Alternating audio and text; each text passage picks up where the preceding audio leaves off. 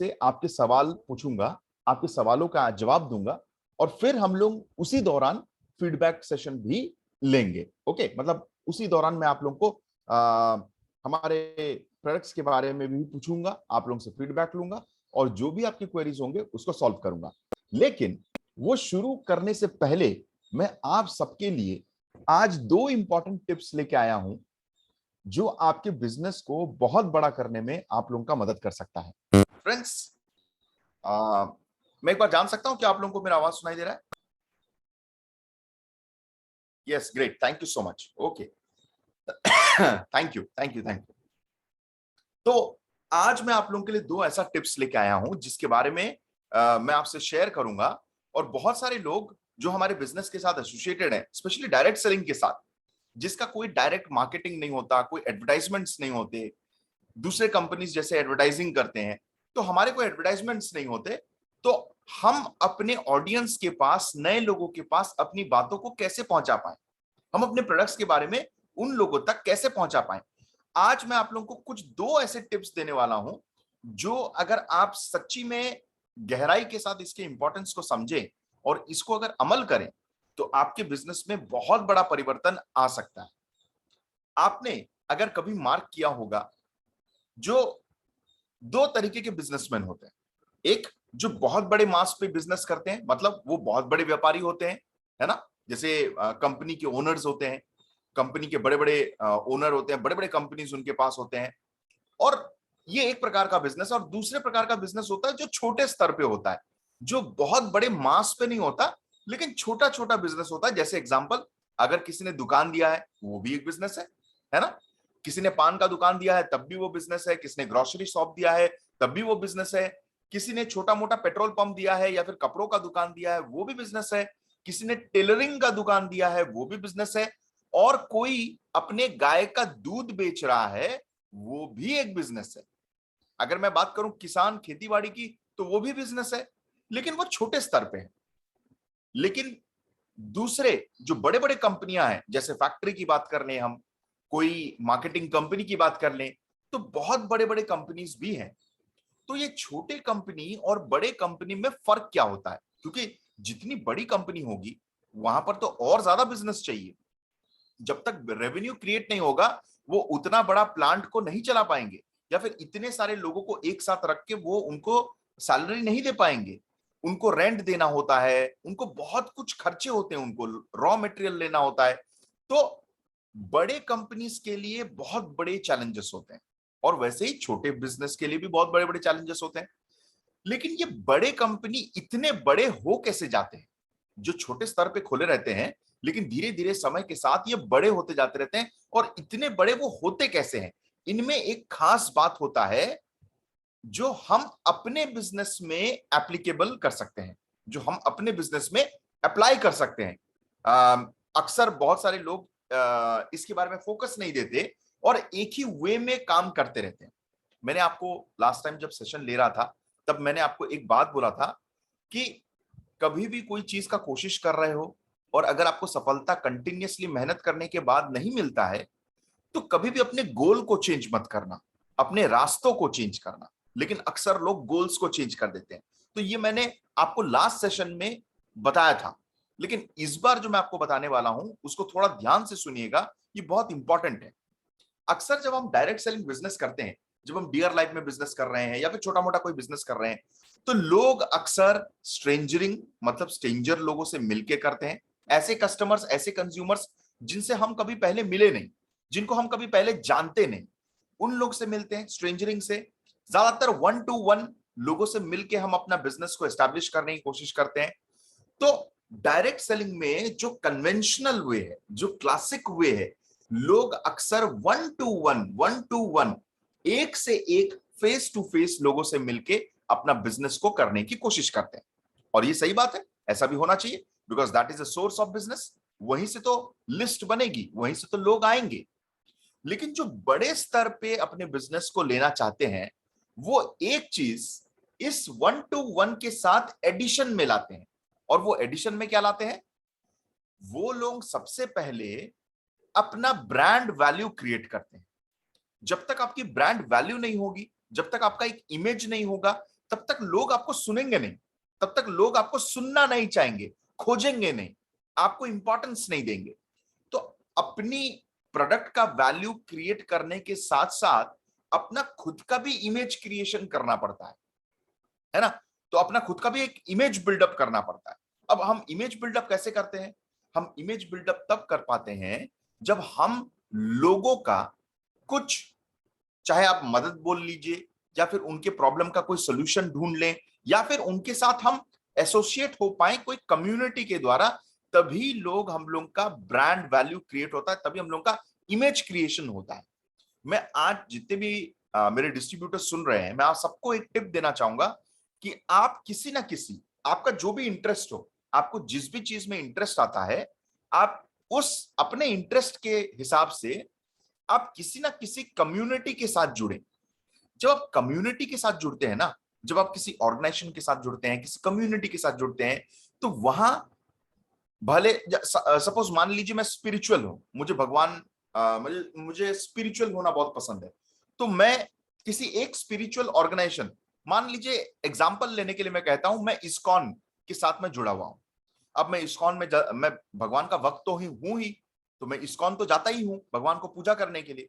लेकिन उस कम्युनिटी के साथ जुड़ने से क्या होता है कि मैं वहां पर इस्कॉन के माध्यम से बहुत सारे नए लोगों के संपर्क में आता हूं। और कम्युनिटी एक ऐसा जगह होता है, एक कम्युनिटी एक ऐसा जगह होता है जहां पर हम लगातार हमेशा नए लोगों से मिलते ही रहते हैं, वहां पर नए लोगों का आना जाना हमेशा रहता है। तो कम्युनिटी का सबसे बड़ा एडवांटेज ये है कि हम बहुत सारे लोगों के संपर्क में एक साथ आते हैं, ये पहला बेनिफिट है। दूसरा बेनिफिट क्या है? हमारी ब्रांड वैल्यू, हमारी एक ब्रांड इमेज क्रिएट होती है, मेरा इमेज क्रिएट होता है। अगर मैं कोई रिलीजियस ऑर्गेनाइजेशन के साथ जुड़ा हुआ हूं, तो डेफिनेटली मेरा वहां के जो लोग हैं जो जुड़े हुए हैं, वो एक लिंक, एक कनेक्शन तो बैठ गया। कॉमन कनेक्शन ये है कि हम दोनों ही रिलीजियस हैं और दोनों ही एक ही कम्युनिटी को फॉलो करते हैं, तो हम दोनों में एक कनेक्शन तो बैठ गया, है ना? दूसरा चीज ये है कि क्योंकि उनके विश्वास, जो वो चीज को विश्वास करते हैं उस पे मैं भी विश्वास करता हूं, इसीलिए ऑटोमेटिकली कहीं ना कहीं उनका और मेरा कम्युनिकेशन होना बहुत इजी हो जाता है। तो जब हम किसी कम्युनिटी के साथ जुड़ते हैं, किसी ऑर्गेनाइजेशन के साथ जुड़ते हैं, तो हम वहां पर ना कि सिर्फ नए लोगों के साथ मिल पाते हैं, बल्कि हम बिलीव, फेथ और ब्रांड वैल्यू भी क्रिएट करते हैं। सपोज मान लीजिए हमारे में से कोई ऐसा है जो किसी किसान भाई बहनों, गांव में जो किसान भाई बहन लोगों का एक एसोसिएशन होता है ना, उस एसोसिएशन के साथ जुड़ा हुआ है। तो अब उसमें क्या होगा, जब अगर वो उनके साथ जुड़ा है और उनके साथ जो जो एक्टिविटीज होता रहता है उनमें वो शामिल भी है, तो डेफिनेटली उनका एक ब्रांड इमेज भी क्रिएट होगा और वो लोग इनको जानेंगे भी और विश्वास भी करेंगे। तो उन लोगों के साथ काम करना, उन लोगों को इनवाइट करके कोई प्रोग्राम करना उनके लिए बहुत इजी बन जाता है। और जब वो आप पे ट्रस्ट करते हैं, तो डेफिनेटली उन पे ट्रस्ट करने वाले लोगों को भी वो इनवाइट करेंगे आपके प्रोग्राम्स में। इससे आपका काम और आसान हो जाएगा। इसीलिए मैं कहता हूं कि आपको किसी ना किसी कम्युनिटी के साथ जुड़ना चाहिए। जैसे कोई अगर सपोज अभी हम लोग का नया प्रोडक्ट लॉन्च हुआ है मिल्क शक्ति, अगर आपके संपर्क में ऐसे लोग हैं जो गाय भैंस ये सब के किसान हैं और आप उनकी कम्युनिटी के साथ जुड़े हुए हो गांव में जाके, या फिर किसी सरपंच के साथ जुड़े हुए हो, किसी इंफ्लुएंशियल आदमी के साथ जुड़े हुए हो, तो वहां पर उसके ब्रांड वैल्यू का एडवांटेज आपको भी मिलेगा, है ना? तो ये बहुत इंपॉर्टेंट है कि हमको कम्युनिटीज के साथ जुड़ना चाहिए। और ना कि सिर्फ फिजिकल कम्युनिटी, मैं आप लोगों को ये भी बताना चाहूंगा, आप लोगों को, जैसे हम लोग का सोशल मीडिया है, आप लोग सबको फेसबुक पे एक्टिव है। आज डिजिटल जमाने का डिजिटल का जमाना है, सबको फेसबुक अकाउंट रखते हैं और सबको फेसबुक ऑपरेट भी करते हैं। लेकिन बहुत सारे लोगों को ये नहीं पता कि हम सोशल मीडिया के माध्यम से भी कम्युनिटीज के साथ एसोसिएट हो सकते हैं। अगर आप लोगों के ऐसे लोगों के साथ जुड़ते हैं जिन लोगों का कॉमन इंटरेस्ट है आप लोगों के साथ, सपोज एग्जांपल, मैं आपको एक छोटा सा एग्जांपल देता हूं। अब मान लीजिए क्योंकि मैं डायरेक्ट सेलिंग का हूं और मैं किसी डायरेक्ट सेलिंग के कम्युनिटी के साथ, ग्रुप के साथ जुड़ा हुआ हूं, या फिर किसी और एसोसिएशन के साथ जुड़ा हुआ हूं, फॉलो करता हूं उन लोगों को, तो उस कम्युनिटी में मेरा बात रखने का एडवांटेज मेरे को मिलता है। अगर उस कम्युनिटी में मैं शामिल हूं और वहां पर मैं अगर अपने प्रोडक्ट के बारे में पोस्ट करता हूं या फिर लिखता हूं कि आज एमपी के भोपाल में इस जगह पे मैं हेल्थ अवेयरनेस कैंप करने वाले हैं, आप सभी लोगों का आप सभी लोगों को इनविटेशन है, आप शामिल हो सकते हैं। तो हो सकता है उस कम्युनिटी में से जहां पर आप और वो कॉमनली शेयर करते हैं प्लेटफॉर्म, हो सकता है कि वो आपको देख के आपके उस एक्टिविटी में योगदान देने के लिए, पार्टिसिपेट करने के लिए, या फिर सोशल मीडिया में शेयर करके प्रमोट करने के लिए भी आपका काम इजी कर दें। इसीलिए आप लोगों को कम्युनिटीज के साथ जुड़ना चाहिए, एक बहुत ही इंपॉर्टेंट चीज है ना। जो लोग 4th एनिवर्सरी सेलिब्रेशन में शामिल थे, उन लोगों को पता होगा, हमारे एक बहुत रिनाउंड सेल्स ट्रेनर आए हुए थे, अमित शर्मा जी, और अमित शर्मा जी ने इस चीज को हाईलाइट करके वहां पर बताया था। अब मुझे पता नहीं कि कितने सारे लोग इस बात को समझ पाए, लेकिन ये बहुत ही इंपॉर्टेंट फॉर्मूला है एक बिजनेस का खड़ा करने का। तो ये बहुत ही इंपॉर्टेंट चीज है। दूसरा, एक दूसरा इंपॉर्टेंट चीज मैं आप लोगों को बताना चाहूंगा, invitation, list building, STP, follow up, feedback session, ये सब तो करना ही है। इसके बिना तो बिजनेस बिल्डअप हो ही नहीं सकता। ये 4 स्टेप को हमको तो, बेसिक स्टेप्स को तो हमको करना ही है। लेकिन इसके अलावा, ये करने के अलावा, फील्ड में जाने के अलावा, ये सब काम करने के अलावा आपको 1 घंटा या 1.5 घंटा समय निकालना चाहिए कि आप सोशल मीडिया में कैसे अपनी बातों को अच्छी तरीके से रख पाए, कैसे अच्छी तरीके से रख पाए, कैसे लोगों को आप प्रमोट कर पाए। मान लीजिए आपके कंपनी में एक नया प्रोडक्ट लॉन्च हुआ है, डियर होम का काबुली चना, जो कि वैक्यूम फ्राइड है। अब इस वैक्यूम फ्राइड के बारे में आप 1 to 1 लोगों को जरूर बताएंगे, ये तो मुझे पता है, आपके बिजनेस को खड़ा करने के लिए। लेकिन मैं सोशल मीडिया के माध्यम से, जहां पर बहुत सारे लोग मुझे देखते हैं, वो लोगों तक पहुंचने के लिए मेरे को अपना प्रमोशन को सोशल मीडिया तक लेके जाना चाहिए। बहुत सारे लोग इस चीज को समझ नहीं पाते और सवाल पूछते हैं कि सर, अगर हम लोग ये सब वीडियो वीडियो बनाते रहेंगे तो फिर हम मतलब हम काम कब करेंगे? आप काम करेंगे, वो तो करना ही है, उसके अलावा आपको इसके लिए समय निकालना पड़ेगा। ये एक एडिशनल वर्क है जो आपको एक रिस्पॉन्सिबिलिटी लेके करना चाहिए। तभी तो आपका बिजनेस अलग रहेगा, तभी तो लोग आपको जानेंगे, पहचानेंगे, पूछेंगे, और तभी आपका बिजनेस क्रिएट होगा। तो आप अपने लैंग्वेज में, अगर आप ओडिया हैं तो ओडिया लैंग्वेज में बनाइए, आप बंगाली हैं तो बंगाली में बनाइए, तेलुगु है तो तेलुगु में बनाइए, कन्नड़ है तो कन्नड़ में बनाइए, आप एमपी से हैं तो हिंदी में बनाइए। मल्टीपल लैंग्वेजेस में जब लोग अपने अपने व्यूज को बताने लगेंगे, और एक साथ जब बहुत सारे लोग एक ही चीजों के बारे में बात करने लगते हैं, तो वो टॉक ऑफ द मार्केट बन जाता है, लोग उसके बारे में जानने की कोशिश करते हैं।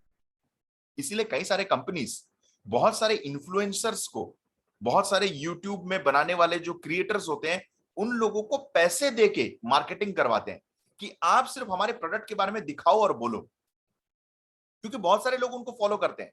और जब 5 से 6 यूट्यूबर्स, इन्फ्लुएंसर्स उसको प्रमोट करने लग जाते हैं, तो हमको लगने लगता है कि यार सबको इसके बारे में बात कर रहे हैं, चलो जानते हैं इसके ये क्या चीज है। इसीलिए आपको खुद इन्फ्लुएंसर बनना पड़ेगा, आपको खुद अपने प्रोडक्ट्स के प्रमोशन करना पड़ेगा। तो लोगों को बताने का एक बहुत इजी जरिया है सोशल मीडिया। तो कोई भी नया प्रोडक्ट आता है, आप अपने लोकल भाषा में बनाइए। जैसे कोई नया प्रोडक्ट आता है तो उसका अनबॉक्सिंग कीजिए। आपने देखा होगा ना, मोबाइल फोन्स के अनबॉक्सिंग होता है। कोई भी अगर नया मोबाइल फोन खरीदता है तो नए मोबाइल फोन को पूरा पैकेट से काटता है, उसको निकालता है, दिखाता है इसमें क्या क्या चीज है। तो लोग जानने की कोशिश करते हैं कि इस पैकेट में रखा क्या है, ये दिखता कैसे है, टच एंड फील कैसा है उसका, खाने में उसका टेस्ट कैसा है। लोगों के रवैये के बारे में आज लोग सोशल मीडिया में ढूंढते हैं। और सोशल मीडिया एक ऐसा प्लेटफॉर्म है जहां पर हर इंसान सबसे पहले जाके ढूंढता है कि लोग इसके बारे में क्या बोल रहे हैं, क्या लोगों को पसंद आ रहा है। आप देखिए, हमारा विश्वास लोगों के विश्वास से जुड़ा हुआ है। तो जितने पॉजिटिव रिव्यूज आएंगे, जितने लोग उसके बारे में बात करेंगे, दूसरे लोग उसके प्रति उतने ही आकर्षित होंगे।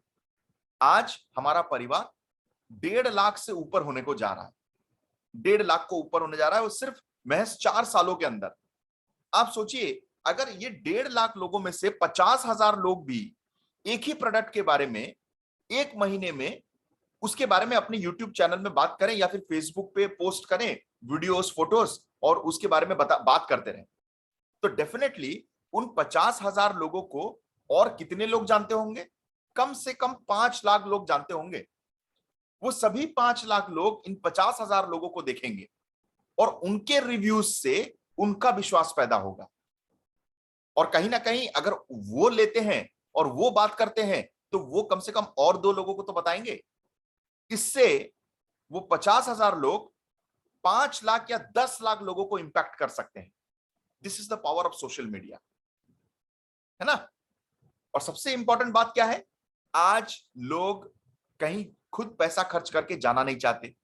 वो चाहते कि उन तक सब चीज पहुंच जाए।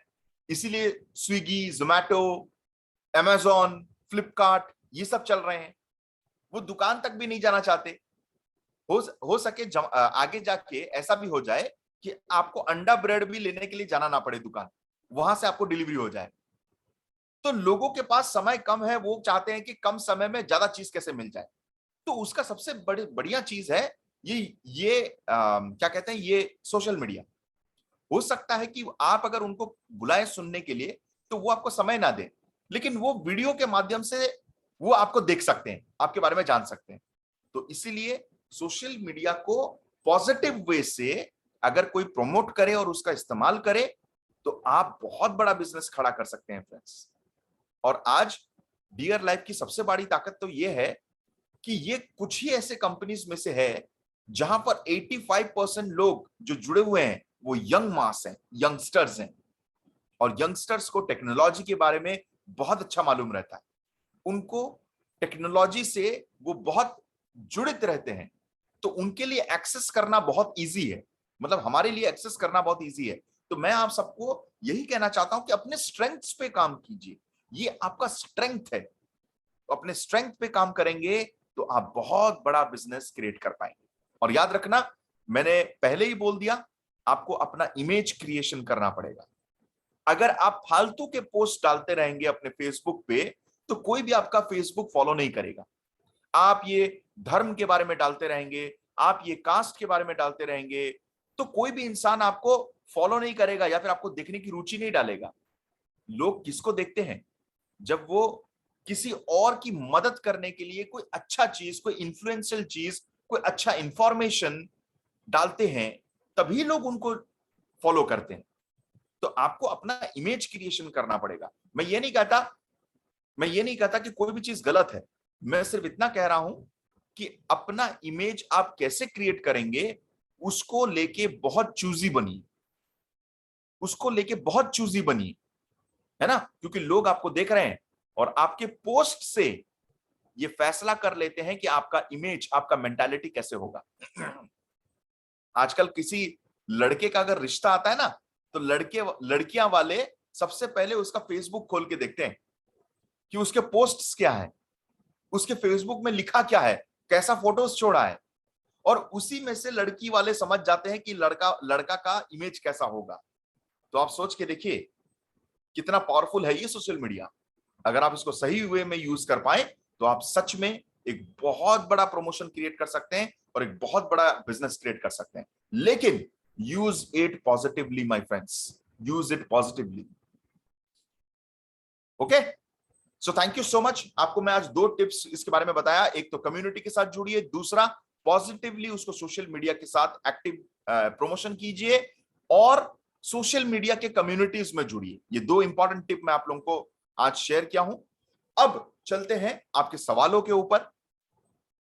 लास्ट लास्ट सेशन में हमने हमारे होम केयर प्रोडक्ट्स के बारे में डिस्कस किया था, हमारे वेटनरी प्रोडक्ट्स के बारे में डिस्कस किया था। आज ओवरऑल सभी प्रोडक्ट्स के बारे में आज हम लोग बात करेंगे। मैं चाहता हूं कि आपके कोई भी सवाल हो, आप फटाफट चैट बॉक्स पे लिख के दे सकते हैं, या फिर आप लिख के दे सकते हैं तो मैं आपको अनम्यूट करूंगा ताकि आप अपने आप को, मतलब अपना जो भी क्वेश्चन है आप उसको पूछ सकें। तो आपके अगर कोई भी सवाल है तो आप चैट बॉक्स पे फटाफट लिख सकते हैं।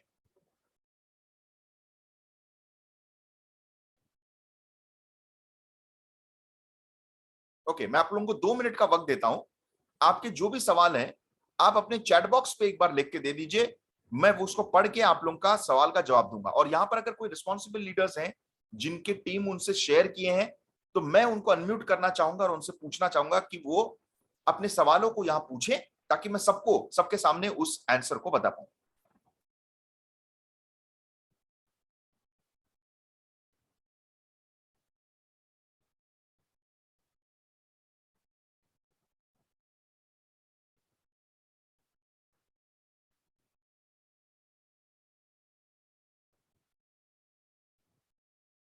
ओके, पहला सवाल आ गया है विजय माली। विजय माली का एक क्वेश्चन आया है कि सर लंपी वायरस के केस में हम मिल्क शक्ति दे सकते हैं क्या? देखिए, लंपी वायरस एक बहुत ही नया वायरस है जो अभी जानने को मिला है, तो उसके इफेक्टिविटी के बारे में हमको अभी तक नहीं मालूम है ना।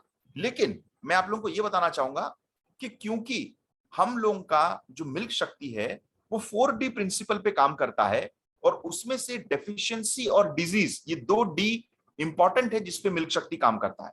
तो डेफिनेटली जो उसमें इंग्रेडिएंट्स हैं, अगर किसी भी गाय का इम्यून सिस्टम बहुत स्ट्रांग होगा तो कोई भी वायरस उसको अटैक नहीं कर पाएगा। जैसे हमारे कोरोना के केस में हुआ था, बहुत सारे लोगों को कोरोना नहीं हुआ और वो लोग बच गए, इसीलिए क्योंकि उनका इम्यून सिस्टम तैयार था उसके साथ लड़ने के लिए। वो हमेशा health supplements, Ayurvedic products use का इस्तेमाल करते थे तो उनका इम्यून सिस्टम ऑलरेडी स्ट्रांग था उसके साथ लड़ने के लिए। तो उस वक्त में उनको वो अटैक नहीं हुआ या फिर असर नहीं हुआ, अगर भी हुआ तो बहुत कम हुआ। तो मैं आप सबको यही कहना चाहूंगा कि आप मिल्क शक्ति उन लोगों को दे सकते हैं, और हो सकता है कि उन लोगों को पॉजिटिव इफेक्ट भी मिले इन केस ऑफ मिल्क शक्ति। मैं ये ऑलरेडी बोल चुका हूं, पूजा मैडम जो पूछ रहे हैं कि मिल्क शक्ति को हम प्रेग्नेंट गाय लोगों को दे सकते हैं क्या? जी हाँ, हम दे सकते हैं, उसमें कोई प्रॉब्लम नहीं है, मैं ऑलरेडी इसको शेयर कर चुका हूं।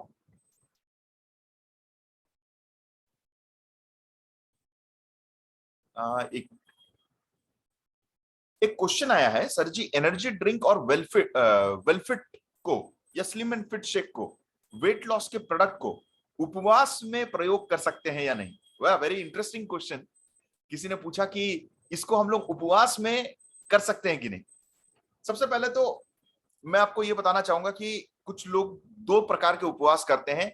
कुछ लोग ऐसे उपवास करते हैं जिसमें वो लोग पानी तक भी नहीं पीते, तो डेफिनेटली जो पानी नहीं पीता तो वो फिर उस जगह पे वेलफिट और स्लिम एंड फिट शेक तो लेगा नहीं। लेकिन कुछ लोग ऐसे होते हैं जो फ्रूट्स खा के, दूध पी के करते हैं, तो डेफिनेटली उस केस में तो वो इस्तेमाल कर ही सकते हैं, क्योंकि उसमें ऐसा कोई भी इंग्रेडिएंट नहीं है जो उपवास के वक्त नहीं लेना चाहिए। ऐसा कोई भी इंग्रेडिएंट उसमें नहीं है, तो वो आराम से इस्तेमाल कर सकते हैं, उसमें कोई प्रॉब्लम नहीं है।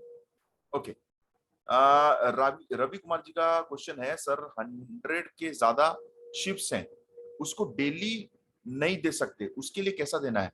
अगर 100 से ज्यादा शिप्स हैं तो आप उसी हिसाब से लगा लीजिए। अगर एक शिप को कितने ग्राम देना है वो कैलकुलेट कर लिए, तो 100 का भी आप कैलकुलेट कर सकते हैं। फिर वो किसान भाई बहन को उसी हिसाब से लेना पड़ेगा, अगर वो देना चाहते हैं 100 लोगों को, तो है ना। ये तो उसके ऊपर डिपेंड है, वो देना चाहता है या नहीं देना चाहता, उसकी कैपेसिटी कितनी है, वो कितना खरीदना चाहता है। करण पवार जी, मिल्क शक्ति बकरी को वीकनेस और कोई दूसरे प्रॉब्लम के को भी दे सकते हैं क्या सर? करण जी का क्वेश्चन है कि बकरी को वीकनेस और दूसरे प्रॉब्लम्स के लिए दे सकते हैं क्या? डेफिनेटली दे सकते हैं, देना चाहिए। बिकॉज वीकनेस किस लिए हुआ?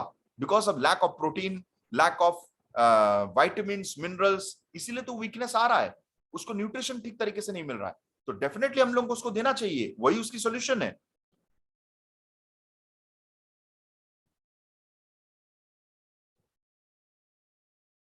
ओके, मैं आप लोगों को यह भी बता दूं कि आपका क्वेश्चन सिर्फ मिल्क शक्ति तक सीमित ना रखें, आप डियर केयर के प्रोडक्ट्स के बारे में भी पूछ सकते हैं, आर स्टोन के बारे में, लिव केयर के बारे में, किसी भी प्रोडक्ट, किसी भी न्यूली लॉन्च प्रोडक्ट के बारे में आप पूछ सकते हैं।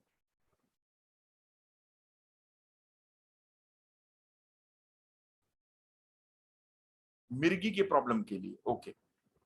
मैं आप लोगों को ये बताना चाहूंगा, यहाँ पर तरह तरह के क्वेश्चंस आ रहे हैं।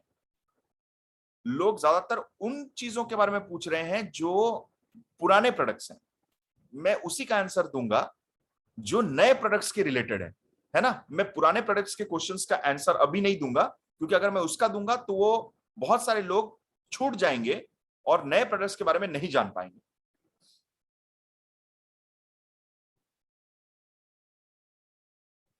ओके, जस्ट अ मिनट, एक क्वेश्चन आया है। सर जी, लट्टू हमने प्रोडक्ट बांट दिया था, उसको डाइजेस्ट नहीं हो रहा, वोमिटिंग हो रहा था। ओके, यहाँ पर कोई एक हमारे डिस्ट्रीब्यूटर है जिन्होंने प्रोटीन पाउडर दिया था एक इंसान को, जिसको वॉमिटिंग हुआ, उसको डाइजेस्ट नहीं हो पा रहा था। जब बॉडी एक्सेसिव वीक होता है या फिर कभी कभी टेस्ट के वजह से भी, जब टेस्ट एक्सेप्टेबल नहीं होता तो वो उल्टी हो जाता है। और उसका दूसरा कारण ये भी है कि उसकी लीवर अगर बहुत ज्यादा स्ट्रांग नहीं है, इफेक्टिवली काम नहीं कर रहा है, तब भी उसको उल्टी होता है। तो आप उसको लिववेल सिरप दे सकते हैं और देना भी चाहिए, ताकि उसकी उल्टियां कम हो जाए।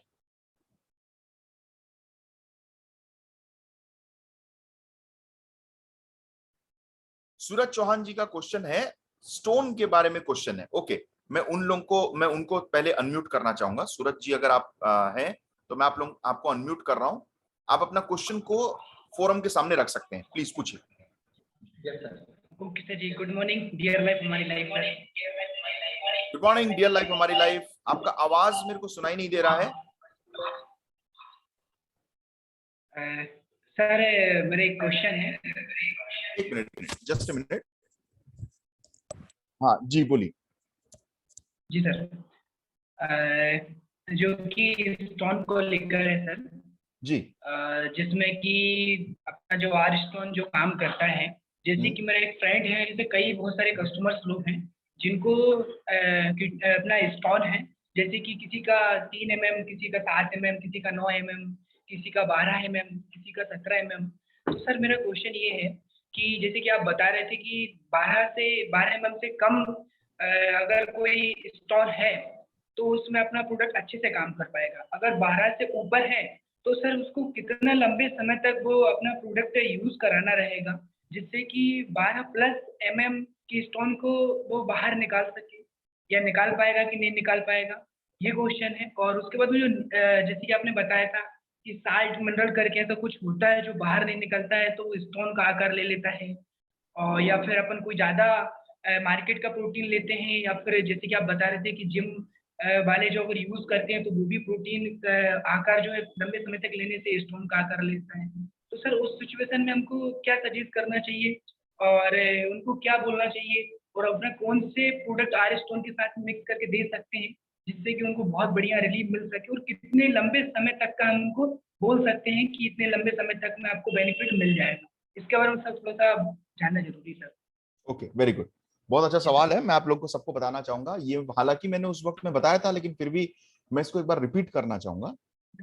मैं आपको सूरज जी थोड़ी देर के लिए म्यूट कर देता हूं, ताकि हाँ आवाज ना आए। ओके, हाँ। तो ये क्वेश्चन जो अभी सूरज जी ने पूछा, ये एक बहुत ही अच्छा सवाल है। कि जो स्टोन्स होते हैं, यूजुअली बहुत सारे लोग मुझे ये सवाल पूछते हैं कि सर, अगर स्टोन 12 mm से ज्यादा हो गया तो हम उसको दे सकते हैं क्या? आप सोचिए, कोई भी ऐसा केस जो मतलब हम लोग का जो प्रोडक्ट है, वो यूजुअली दो दो ही टाइप ऑफ प्रोडक्ट हम लाते हैं, न्यूट्रिशनल सप्लीमेंट या फिर आयुर्वेदिक, राइट? अब आयुर्वेदिक प्रोडक्ट को शरीर में काम करने के लिए थोड़ा वक्त चाहिए। वो वक्त क्यों चाहिए? क्योंकि वो सेल लेवल पे जाके काम करता है, और सेल लेवल पे काम करने के लिए उसको थोड़ा समय लगता है। जब वो सेल पे काम करता है, इसी वजह से तो कोई भी प्रॉब्लम जड़ों से खत्म हो सकता है न्यूट्रिशनल सप्लीमेंट और आयुर्वेदिक प्रोडक्ट से, है ना? क्योंकि वो सेल लेवल पे काम करता है, और इसीलिए जड़ों पे काम करने के लिए उसको वक्त चाहिए। अब जब स्टोन इस कदर बड़ा हो चुका है कि वो तकलीफ दे रहा है, और अगर इतना बड़ा हो चुका है कि हम उसको आर स्टोन दे रहे हैं, और आर स्टोन को इफेक्टिविटी मैनेज करने के लिए, इफेक्टिविटी दिखाने के लिए अगर 3 महीना चाहिए, तो वो 3 महीना, अगर 12 mm का स्टोन 3 महीना भी हम यूज करें तो वो घट के 5 mm या 4 mm तक आ सकता है। लेकिन पूरी तरीके से खत्म होने के लिए उसको और ज्यादा वक्त लगेगा। इसीलिए कहा जाता है कि कभी भी कोई भी पेशेंट को जब आप देख रहे हैं कि वो सर्जरिकल केस तक पहुंच चुका है, तो फिर वहां प्रोडक्ट्स काम नहीं आते, वहां पर उसको सर्जरी कर लेना चाहिए, क्योंकि वो और भी बीमारियों को आकर्षित कर सकता है उस उतने लंबे वक्त के लिए। जब तक प्रोडक्ट ठीक कर रहा होगा, वो दूसरे बीमारियों को भी अट्रैक्ट कर सकता है। इसीलिए कभी भी कोई भी चीज जो सर्जरी के केस में होना चाहिए, जो सर्जरी से ही सॉल्व हो सकता है, उसको ऑपरेशन या सर्जरी का केस करके ही क्लोज करना चाहिए। उसमें कभी हमारे प्रोडक्ट्स नहीं देना चाहिए। एग्जाम्पल आपको देता हूं, आपने ऋतिक रोशन को देखा होगा। ऋतिक रोशन की यहां पर 6 उंगलियां हैं, है ना? यहां पर एक और उंगली, एक्स्ट्रा उंगली निकला है।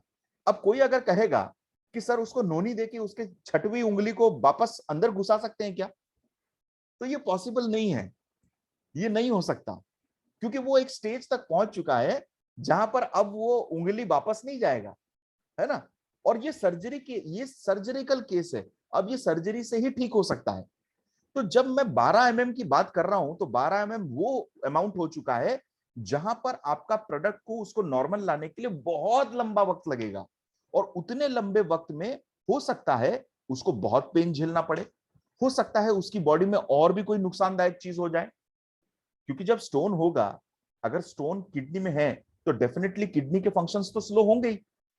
और 1 साल तक अगर किसी का किडनी का फंक्शन स्लो रहा, तो आप सोचिए उसके बॉडी में कितने सारे प्रॉब्लम्स हो सकते हैं, है ना? तो समझदारी इसी बात में है कि हम इसको इतना लंबा ना खींच के उसको इमीडिएटली स्टोन को निकाल दें।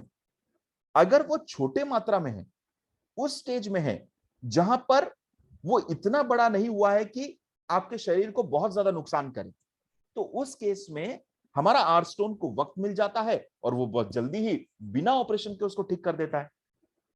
तो इसीलिए इन बातों को समझना बहुत इंपॉर्टेंट है ना? इस बातों को समझना बहुत इंपॉर्टेंट है। और आपको ये भी बता दूं मैं, मुझे क्या बता सकता है आप में से कोई कि आर स्टोन क्यों कहा गया है इसको? इसका नाम आर स्टोन क्यों दिया गया? कोई बता सकता है मेरे को? आर का मतलब क्या?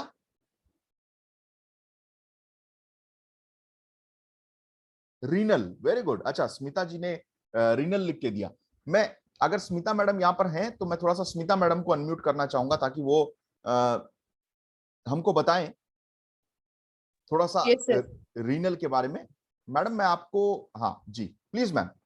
गुड मॉर्निंग डियर लाइफ हमारे life. Good morning sir, dear life हमारी लाइफ सर।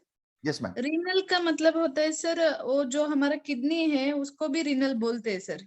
वेरी गुड, बहुत बढ़िया बात। तो जो उसका स्टोन्स रहता है तो उसको रीनल स्टोन, आर स्टोन करके बोलते हैं सर। करेक्ट, बहुत बढ़िया बात। और ये रीनल स्टोन जो हम लोग का आर स्टोन है, क्या आप उसके बारे में थोड़ा बता सकते हैं हम लोग को, हमारे प्रोडक्ट के बारे में? Yes sir. सर, जो किडनी में जो छोटा छोटा वो स्ट्रांग रहता है सर, वो स्टोन थोड़ा सा स्ट्रांग रहता है सर। और हमारा जो यूरिन पास नहीं होता उसके वजह से, पास नहीं होता तो उसके चलते चलते हमको यूरिन नहीं पास होगा तो बहुत सारा प्रॉब्लम दिक्कत आ जाएगा।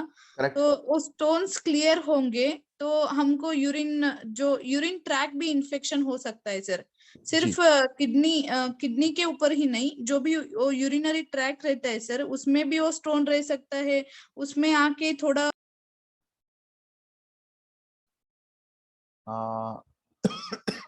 आई थिंक आपका आवाज हमको नहीं सुनाई दे रहा है।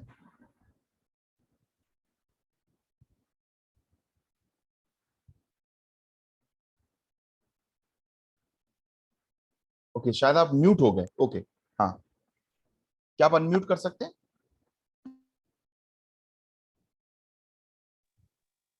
हाँ सर, सुनाई दे रहे सर। हाँ, अभी सुनाई दिया मैम। ओके। मतलब यूरिनरी जो भी ट्रैक रहता है सर उसका भी जो उधर भी रहेगा वो भी क्लियर हो सकता है सर इससे। Okay, very good, thank you so much. आपने बहुत यस अच्छा सर। इंफॉर्मेशन शेयर किया। Yes sir. आर स्टोन, जो आर स्टोन है, मैडम ने जैसे बताया उसको, कि इसको आर स्टोन इसलिए नाम दिया गया क्योंकि किडनी को रीनल भी बोला जाता है ना? यस इस सर। पूरे सिस्टम को रीनल भी बोला जाता है, तो वो काम करता है। हाँ मैडम, आप अपने आप को म्यूट कर सकते हैं। तो ये स्टोन्स जो हुए अभी, हमको सवाल भी ये पूछा गया था कि स्टोन जो होते हैं सर, वो स्टोन सॉल्ट्स ना निकलने के कारण, बॉडी में यूज ना होने के कारण होता है। तो हम उसके साथ और क्या दे सकते हैं? याद रखना, जब आपका डाइजेस्टिव सिस्टम इतना स्ट्रांग नहीं है कि वो खाने को पूरी तरीके से पचा पाए, और आपका शरीर का मेटाबॉलिज्म भी उतना अच्छा नहीं है कि आपका शरीर का जब मेटाबॉलिज्म, अब मेटाबॉलिज्म मतलब क्या होता है? जब आप काम कर रहे हो, जिम जा रहे हो, जब आपका पसीना बह रहा है, जितना ज्यादा आपका पसीना बहता है, आप काम करते हो, उतना ही एक्टिव आपके सेल्स होते हैं किसी खाने को एब्जॉर्ब करने के लिए और पचाने को। उसी को मेटाबॉलिज्म बोला जाता है। अब आपकी फिजिकल एक्टिविटी है नहीं, तो डेफिनेटली आपका पाचन शक्ति भी बहुत ज्यादा स्ट्रांग नहीं होगा, है ना? आपका मेटाबॉलिज्म स्लो, तो आपका डाइजेशन स्लो, डाइजेशन स्लो, तो सॉल्ट्स पूरी तरीके से एब्जॉर्ब होंगे नहीं, बाहर निकलेंगे नहीं, और कहीं ना कहीं स्टोन बन के आपके बॉडी में रहेगा। तो करना क्या है? करना यह है कि आपके मेटाबॉलिज्म को उसके साथ साथ अच्छा बनाना है, और आपके डाइजेशन को उसके साथ साथ अच्छा बनाना है। तो किसी को भी आप स्टोन की प्रॉब्लम अगर है, तो आप उसको आर स्टोन तो देंगे ही, उसके साथ साथ उसको डाइजेस्टिव केयर रस भी दीजिए, उसको डाइजेस्टिव केयर रस भी दीजिए, उसका इसका डाइजेशन अच्छा होगा। और उसके साथ साथ वेलफिट टैबलेट्स भी दीजिए। वेलफिट टैबलेट से उसकी बॉडी की मेटाबॉलिज्म जो है वो एकदम सही तरीके से रहेगी, तभी वो स्टोन को और ज्यादा इफेक्टिवली गलाने में मदद करेगा। ओके, तो ये एक बहुत इंपॉर्टेंट बात जो आप लोगों को पता होना चाहिए कि कभी किसी को अगर स्टोन की प्रॉब्लम है, तो आप उसको कैसे देंगे? डाइजेस्टिव केयर और वेलफिट टैबलेट, ये दोनों ही देंगे। ओके, चलिए अब मैं क्वेश्चंस पे जाता हूं, वापस चैट बॉक्स पे थोड़ा ऊपर जाता हूं ताकि ऊपर में से मैं क्वेश्चंस पूछ पाऊं। वेलफिट से ज्यादा फायदा होगा या स्लिम फिट शेक से ज्यादा फायदा होगा? आपको याद रखना है कि वेट लॉस करने के लिए दो चीजों का बैलेंस होना जरूरी है। पहला, बॉडी में एक्सेस कैलोरी नहीं होना चाहिए, और सही मात्रा में प्रोटीन होना चाहिए, जो कि आपको स्लिम एंड फिट शेक से मिल जाएगा। दूसरा जो इंपॉर्टेंट पॉइंट है, उस वक्त में वेट लॉस जल्दी होगा अगर आपका मेटाबॉलिज्म सही होगा। इसका मतलब अगर किसी को भी वेट लॉस के लिए प्रोडक्ट देना है, तो सिर्फ स्लिम एंड फिट शेक कभी मत दीजिएगा। स्लिम एंड फिट शेक के साथ वेलफिट टैबलेट का कॉम्बिनेशन करके दीजिएगा। जब ये दोनों कॉम्बिनेशन मिल जाएंगे, तो एकदम सही प्रोसेस में उसका वेट लॉस होगा। ओके, तो स्लिम एंड फिट शेक के साथ वेलफिट टैबलेट, ये दोनों का कॉम्बिनेशन को देना है, तभी उसका इफेक्टिविटी आएगा। अब आपके दिमाग में एक क्वेश्चन आ सकता है कि आप मुझसे पूछ सकते हैं कि सर अगर ये दोनों ही चीज इंपॉर्टेंट है वेट लॉस के लिए, तो फिर इसको अलग अलग प्रोडक्ट क्यों बनाया, इसको एक ही क्यों नहीं बना दिए? आयुर्वेदिक में या फिर हेल्थ सप्लीमेंट्स में कुछ कॉम्बिनेशंस हो सकते हैं, कॉम्बिनेशंस होते हैं, कुछ फॉर्मुलेशन होते हैं जिसको एक साथ मिलाया जाता है, और कुछ चीजों को एक साथ मिलाया नहीं जाता, इसीलिए इसको अलग अलग रखा गया है। और वेलफिट टैबलेट सिर्फ वेट लॉस या मेटाबॉलिज्म के लिए काम नहीं आता, बल्कि कोलेस्ट्रॉल, बीपी, हार्ट पेशेंट, इन लोगों के लिए भी काम आता है। तो जानबूझ के हमने इसको सेपरेट रखा है ताकि आप उन पेशेंट्स लोगों को भी आप उनको अलग से दे पाएं और उनको फायदा मिले। ओके, तो इन दोनों का ही इस्तेमाल आपको करना है। ओके, सुनील जी का एक क्वेश्चन आया है, बहुत इंटरेस्टिंग चीज है, और वो एग्रीकल्चर के ऊपर पूछ रहे हैं। वो पूछ रहे हैं सर ग्रोथ शक्ति का कौन कौन से टाइम पे देना चाहिए? ये सवाल बहुत सारे लोगों का था, ये सवाल बहुत सारे लोगों के कंफ्यूजन में था। ग्रोथ शक्ति के 3 प्रोडक्ट हो चुके हैं अभी। अब ग्रोथ शक्ति के 3 प्रोडक्ट हो चुके हैं, कौन कौन से? सबसे पहला humic acid and fulvic acid, दूसरा सीवीड, तीसरा एमिनो एसिड। अब बहुत सिंपल तरीके से अगर मैं आपको बताना चाहूं तो मैं आपको बताऊं, humic acid and fulvic acid आप किसी भी स्टेज में दे सकते हैं।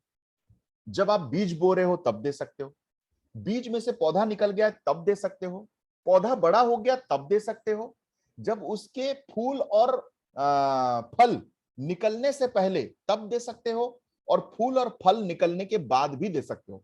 तो basically humic and fulvic acid किसी भी स्टेज पे देना चाहिए, मतलब हर एक स्टेज पे देना चाहिए, है ना? और ज्यादातर वो मिट्टी के आसपास स्प्रे किया जाता है, तो उसका जो असर है वो मिट्टी पे ज्यादा है। तो humic acid and fulvic acid को किसी भी स्टेज में दे सकते हैं। अब बात आया सीवीड का। सीवीड का कब देना है? जब पेड़ निकल जाए और उसके मतलब उसके पत्ते निकल जाए, उसके ब्रांच निकल जाए, टहनियां निकल जाए, उस वक्त में सीवीड का इस्तेमाल करना है। मतलब फल और फूल निकला नहीं अभी तक, उससे पहले वाला जो स्टेज होता है उस वक्त में सीवीड का इस्तेमाल करना है। ओके, और एमिनो एसिड कब इस्तेमाल करना है? जब फल और फूल निकल जाए तब एमिनो एसिड का इस्तेमाल करना है। अब समझ में आया सबको? आई होप आप लोग को पूरा क्लियर हो चुका है। अभी humic acid and fulvic acid her stage में दे सकते हैं। सीवीड को फल और फूल निकलने के पहले देंगे और एमिनो एसिड को फल और फूल निकल गया उसके बाद देंगे। यस, लक्ष्मी जी, वैसे लक्ष्मी जी ये तो है नहीं मैडम, मैंने आपको अनम्यूट कर दिया, प्लीज बोलिए। Good morning sir, dear life हमारी life sir. Good morning dear life हमारी लाइफ मैडम, प्लीज बोलिए। सर आपने जैसे सीविड्स के बारे में बोला कि फूल निकलने से पहले वो फल निकलने के पहले इस्तेमाल करना चाहिए। करेक्ट। तो सर जब फूल आएंगे तो फल तो आएंगे ही, तो फिर उनको कैसे इस्तेमाल करेंगे सर? फूल आएगा फल आएगा ऐसा नहीं होता है, पहले फूल आता है फिर उसके बाद फल आता है। जैसे फूल आए सर, आपने बोला कि फूल निकलने से पहले इस्तेमाल करना है और फिर फल के पहले इस्तेमाल करना है। तो जैसे फूल निकलते हैं तो फूल के निकलने के बाद कितने दिनों बाद इस्तेमाल करना है सर? हाँ, आप सपोज सोचिए कि अगर किसी ऐसा अब हर पेड़ का अलग अलग टाइमिंग होता है ना? yes. आप एक एग्जांपल ले लें, हम सोच लीजिए कि मैं एक गुआवा की बात कर रहा हूं या फिर कोई आम की बात कर रहा हूं, आम का पेड़ है या फिर कोई और ऐसा पेड़ है। अब फल निकलने से और उसका फूल कन्वर्ट होने में कम से कम 15 दिन या 20 दिन का गैप है। हाँ सर। तो उसी 15 दिन और 20 दिन के अंदर आपको उसका छिड़काव करना है। हाँ, यही क्वेश्चन उस बार भी आपने ट्रेनिंग करी थी तो यही क्वेश्चन था sir. Correct, very good, okay ठीक है। तो अब आई होप कि आप लोगों को ये क्लियर हो चुका है, आप लोग जान चुके हो कि कब इसका इस्तेमाल करना चाहिए। बहुत सिंपल है, इसको दिमाग में बैठा के रखना है बस, है ना?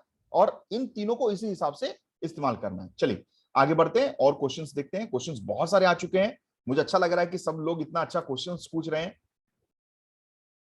ओके, कितना एमएल देना है? नरेंद्र जी मैंने ऑलरेडी उसका डोजेस शेयर कर चुका हूं। मिल्क शक्ति का डोज क्या है आप अपने सीनियर से या फिर व्हाट्सएप ग्रुप में एक बार देख सकते हैं। यहां पर भी मैंने लास्ट टाइम शेयर किया था, आप अपने किसी भी कलीग को पूछिए, आपको वो बता देंगे, मैं उसको रिपीट नहीं करूंगा।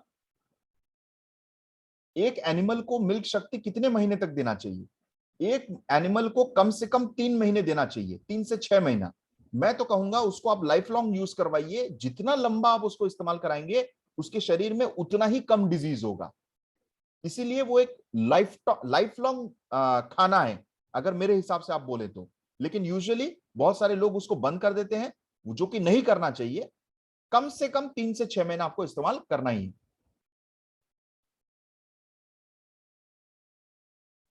अंकित जी ने क्वेश्चन पूछा है, वेट लॉस का product like Wellfit tablet and slim and fit shake क्या हम लैक्टेशन मदर को दे सकते हैं? जी नहीं, मैंने आपको लास्ट टाइम भी क्लियर किया था, प्रोटीन और ओमेगा और मल्टीविटामिन ये 3 प्रोडक्ट को छोड़ के हम कोई भी प्रोडक्ट नहीं दे सकते। और ये 3 प्रोडक्ट भी तभी देना है जब उनका डॉक्टर हां बोले, वरना नहीं।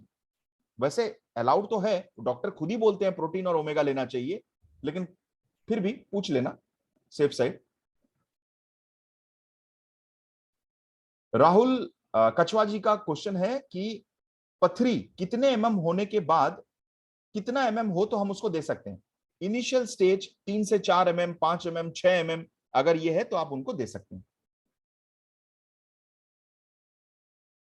ओके,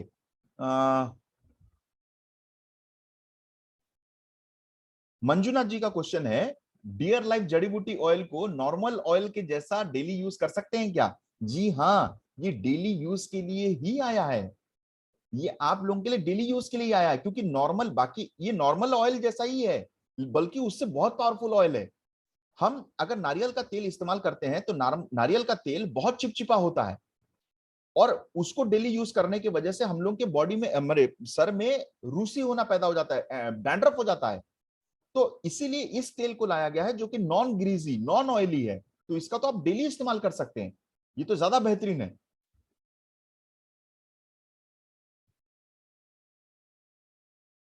बरखा पटेल जी ने क्वेश्चन पूछा है, सर जी जैसे आपने बताया कि हमारे स्टोन, आर स्टोन में 10 mm से कम की स्टोन रहती है तो वो साफ हो जाएगा, लेकिन सर जी जैसे 12 mm से ज्यादा की स्टोन अगर हो तो क्या वो धीरे धीरे खत्म हो सकती? मैडम जब तक वो धीरे धीरे खत्म होगा ना तब तक उस पेशेंट को बहुत पेन होना शुरू हो जाएगा और हो सकता है उसकी किडनी में इफेक्ट भी आ जाए। तो उतना देर तक कभी वेट नहीं करना चाहिए, ये एडवाइजेबल नहीं है। आपको इमीडिएटली उसको सर्जरी करके निकाल देना चाहिए। तो कभी भी ऐसे केसेस को ट्राई मत कीजिएगा, ये गलत बात है।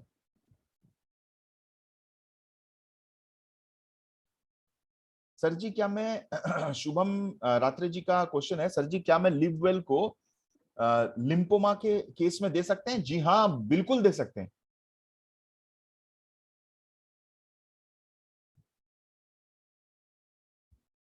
Very good question. ओके, किशोर जी का एक क्वेश्चन है, कुछ लड़के लड़कियां हेयर को कलर करते हैं, हेयर को कलर करते हैं, तो क्या वो इस ऑयल का इस्तेमाल कर सकते हैं? डेफिनेटली कर सकते हैं, डेफिनेटली कर सकते हैं। ज्यादा ऑयलिंग करने, सॉरी, ज्यादा कलरिंग करने की वजह से, ज्यादा कलरिंग करने की वजह से कलर्स में ब्लीचिंग एजेंट्स होते हैं और ब्लीचिंग एजेंट आपके बालों को वीक करना शुरू करता है ना, बालों को वीक करना शुरू करता है, जिसके वजह से हेयर डैमेज होता है। और मैं ओपन फोरम में, क्योंकि हम कभी किसी चीज को छुपाते नहीं और डियर लाइफ हमेशा सच्चाई के साथ देता है, इसलिए मैं आप लोगों को बताना चाहता हूं, मेरे हेयर लॉस होने का एक बहुत बड़ा रीजन ये कलर है। ये जो हेयर कलर है इसका एक बहुत बड़ा रीजन है। मैं जब कॉलेज टाइम पे था तब मुझे इतना नॉलेज नहीं था, हम तो पढ़ाई कर रहे थे उस वक्त में, लेकिन मैं बहुत कलरिंग कर रहा था उस वक्त में। और ये सच बात है, सबको जानना चाहिए, क्योंकि यहाँ पर जो लोग नहीं जानते उन लोगों को ये सब पता होना चाहिए।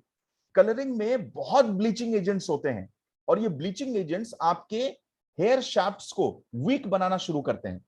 तो मेरा हेयर लॉस का एक बहुत बड़ा रीजन ये कलरिंग था।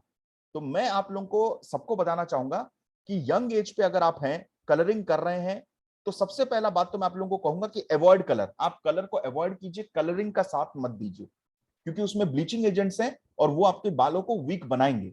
और अगर आप कलर कर रहे हैं तो फिर डेफिनेटली आप लोगों को जड़ी बूटी हेयर ऑयल, आंवला juice, Himalayan berry, sea buckthorn juice, ये सब का इस्तेमाल आपको करना चाहिए।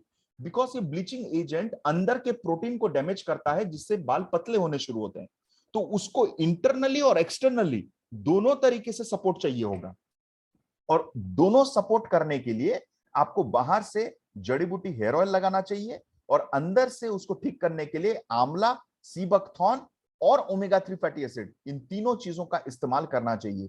जो रेगुलरली इन तीनों चीजों का इस्तेमाल कर रहा है उसके हेयर हमेशा ब्लैक रहेंगे, कलर फेडिंग नहीं होगा। बिकॉज कलर भी तभी होता है, व्हाइट कलर तभी होता है यंग एज में, अगर क्रिएटिन पैदा ना हो। हमारे बालों का कलर एक क्रिएटिन बोल के एक पिगमेंट से होता है, अगर क्रिएटिन काम करना बंद कर दे तो बाल व्हाइट होना शुरू होते हैं। और क्रिएटिन पैदा यंग एज में इसीलिए होता है, मतलब बंद हो जाता है, जब हम केमिकल्स का इस्तेमाल करते हैं, और ये केमिकल्स ब्लीचिंग एजेंट्स हैं जो कि कलर में पाया जाता है। तो आप लोग अगर कलरिंग कर रहे हैं फ्रेंड्स, तो प्लीज इमीडिएटली स्टॉप कीजिए, डोंट डू कलर, और उसके जगह पे जो प्रोडक्ट मैंने आपको सजेस्ट किया उसका आप प्लीज लीजिए।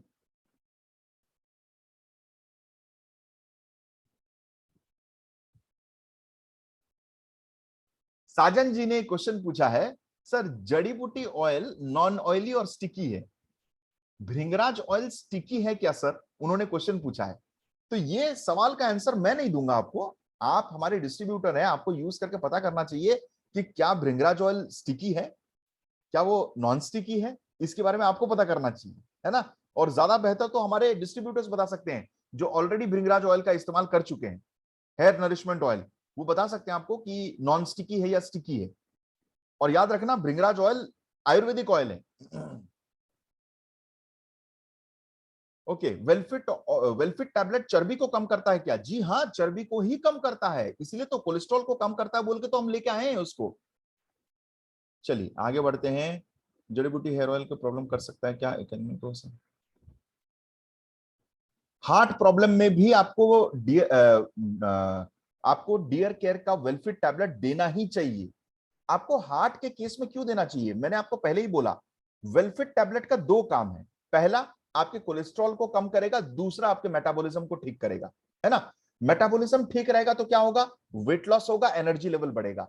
कोलेस्ट्रॉल लेवल कम होगा तो क्या होगा, बीपी खत्म होगा, हार्ट पेशेंट सही होंगे, हार्ट की प्रॉब्लम समस्या नहीं होगी, और आपके बॉडी में एक्सेस वेट भी क्रिएट नहीं होगा। तो ये दो काम करता है वेलफिट टैबलेट, आपकी कोलेस्ट्रॉल को कम करता है, दूसरा आपके मेटाबॉलिज्म को ठीक करता है। अब मेटाबॉलिज्म से और कोलेस्ट्रॉल से जो जो प्रॉब्लम होते हैं उन सब में मुनाफा देगा डियर केयर का वेलफिट टैबलेट।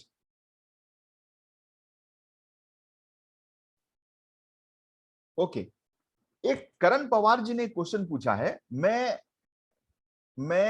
आप ही में से पूछना चाहता हूं, कौन मुझे हमारे अर्सोवेल के बारे में बता सकता है? जो बताना चाहते हैं अर्सोवेल के बारे में, प्लीज एक बार अपना हैंड्स ऑफ कर लें। लक्ष्मी नारायण जी, क्या बताना चाहेंगे?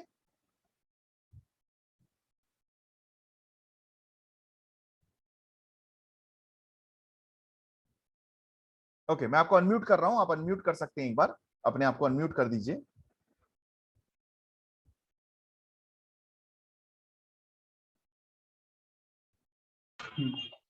सर अर्सोवेल यस प्लीज बोलिए। अर्सोवेल के बारे में सर ज्यादा तो कुछ पता नहीं है। जितना पता है उतना बताइए। यस सर, तो मतलब अर्सोवेल पहले मुझे बता सकते हैं कि ये अर्सोवेल नाम क्यों आया? नो सर, अर्सोवेल नाम इसलिए आया क्योंकि पाइल्स को हिंदी में अर्श बोला जाता है, तो उसी में से अर्सोवेल नाम आया है। ओके, ये पाइल्स के लिए होता है। एग्जैक्टली, ये पाइल्स के लिए होता है। यस सर, है ना, इसीलिए इसको अर्सोवेल नाम दिया गया। Very good. तो क्या ये एक आयुर्वेदिक प्रोडक्ट है? यस सर, यस, ये एक आयुर्वेदिक प्रोडक्ट है, ये हेल्थ सप्लीमेंट नहीं है, ये आयुर्वेदिक प्रोडक्ट है। इसमें आयुर्वेदिक की मेडिसिन का लोगो लगा हुआ है ना? हाँ जी। ओके, क्या आप मुझे बता सकते हैं कि इसमें कितने हर्ब्स हैं? नो सर, इतना तो नहीं मालूम है। नहीं, आपने भले ही नो बोला, लेकिन हाँ, उसका आंसर भी आपने दे दिया है। इसमें 9 प्रकार के हर्ब्स हैं, 9, है ना? तो आपने नो बोला, लेकिन नो आंसर भी वही है, इसमें 9 प्रकार के हर्ब्स हैं। ओके, सर मुझे इसको मैं इसमें रिपीट, लिखा है इस कारण। सॉरी जी सर, मैं बोल रहा हूँ कि इसमें इंग्लिश में लिखा है, थोड़ा इंग्लिश आती नहीं सही। अच्छा ठीक है, नो प्रॉब्लम, ठीक है, कोई बात नहीं।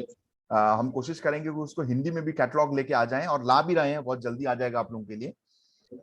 9 प्रकार के आयुर्वेदिक हर्ब्स मिलाया गया है। छाविया, सुरना, अमलतास, दारू हल्दी, बकैन, निसोत, हरड़, मुनक्का और निम्ब, ये 9 प्रकार के हर्ब्स को मिलाया गया है। वैसे आपको ये 9 प्रकार के हर्ब्स अगर याद रह गए तो बहुत अच्छी बात है, अगर नहीं रह रहे तो कोई प्रॉब्लम नहीं है। लेकिन क्या आप मुझे बता सकते हैं कि इसके बेनिफिट क्या है? ओके, कोई बात नहीं सर, कोई बात नहीं, अगर नहीं भी आता है तो बोल दीजिए नहीं आता, कोई प्रॉब्लम नहीं है, सीख लेंगे। नहीं, डरने वाली कोई बात नहीं है। हाँ, तो बताइए। खाने के लिए तो आप बैठे हो ना। तो very good, very good, that's the spirit. Sir आप बताइए, मेरे को पता नहीं। ओके, वेरी गुड, यस, कोई बात नहीं। मुझे ऐसे लोग बहुत पसंद है जो क्या कहते हैं, खुद से बोलते हैं कि मुझे नहीं पता सर, मैं लेकिन सीखने के लिए तैयार हूं। अर्सोवेल रस, जैसे कि नाम से पता चलता है आपको, पाइल्स के केसेस में दिया जाता है। एनल इन्फ्लामेशन, जिन लोगों को हार्ड स्टूल, मतलब सही तरीके से बाउल मूवमेंट नहीं होता, उनकी सुबह की जो मतलब पेट साफ होना चाहिए वो नहीं होता, जब वो लैट्रिन के लिए जाते हैं बहुत दिक्कत का सामना करना पड़ता है, वहां से ब्लड निकलता है, ब्लड वेसल फटने के कारण से बहुत इंफेक्शंस भी होते हैं, और कई बार ऐसा होता है कि एनल कैंसर तक भी हो जाता है बहुत लोगों को, है ना? और उस स्टेज से वापस आना तो इम्पॉसिबल है, लोग वापस नहीं आ सकते, मतलब मरना तय है अगर एनल कैंसर हो गया तो उस कंडीशन में हमने एक ऐसा आयुर्वेदिक प्रोडक्ट लेके आया जिसका नाम है अर्सोवेल रस, जो एनल इन्फ्लामेशन को कम करने में मदद करता है। इन्फ्लामेशन मतलब क्या? फूलने को इन्फ्लामेशन कहते हैं। हाँ सर। और जितने भी मैंने आपको 9 हर्ब्स के बारे में बताया, वो 9 हर्ब्स इस इन्फ्लामेशन को कम करने में मदद करता है। अगर फूला हुआ है तो उसको कम करेगा, है ना? फूल जाने के कारण से क्या होता है, वो सिर्फ बाहर से नहीं फूलता, अंदर से भी फूलता है। तो अंदर से फूलेगा तो पहले अगर रास्ता इतना था तो रास्ता इतना हो जाएगा, जिसके वजह से जब भी आप लैट्रिन जाएंगे आपका लैट्रिन वहां से पास होते वक्त वो घिसेगा, और जितना घिसेगा आपके टिश्यूज के वॉल रप्चर होंगे, टूटेंगे, फटेंगे, खून निकलेगा, है ना। तो वो उस फुलाव को कम करने में, वापस नॉर्मल बनाने में मदद करता है। Yes sir. तो इसमें एंटी इंफ्लामेटरी प्रॉपर्टी होते हैं जो उसको हेल्प करता है ना। Sir thank you so much, बहुत बहुत शुक्रिया आपका, मुझे बहुत अच्छा लगा आपसे मिला एटलीस्ट में, है ना। और ऐसे ही सीखते जाइए, और नहीं पता तो बिंदास, नहीं पता कोई प्रॉब्लम नहीं, सीख लेंगे। Yes sir. ग्रेट, ओके ठीक है, मैं आपको रिमूव करता हूं, आप अपने आपको म्यूट कर सकते हैं। हाँ, तो यहां पर क्वेश्चन आए हैं, कुछ क्वेश्चन मैं आपको बता दूं। पाइल्स के सेकंड स्टेज में दे सकते हैं क्या? जी हाँ, आप सेकंड स्टेज में दे सकते हो उसको। सूखी पाइल्स और खून के पाइल्स में क्या हम उसको दे सकते हैं क्या? दे सकते हैं। आप पाइल्स के किसी भी कंडीशन में आप अर्सोवेल रस को दे सकते हो।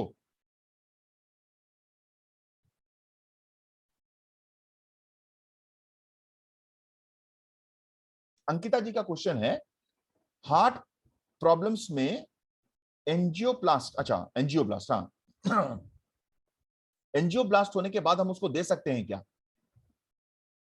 हार्ट वेल रस को? डेफिनेटली आप दे सकते हो, बल्कि देना चाहिए। बिकॉज जब एंजियोब्लास्ट हो जाता है या स्टेन लग जाता है, ओपन हार्ट सर्जरी हो जाता है, तो वैसे ही उनका हार्ट बहुत वीक होता है। तो उनके उनके वॉल्स को स्ट्रांग बनाने के लिए यूजुअली डॉक्टर्स प्रोटीन सजेस्ट करते हैं। तो उस केसेस में भी आप दे सकते हैं, उसमें कोई प्रॉब्लम नहीं है।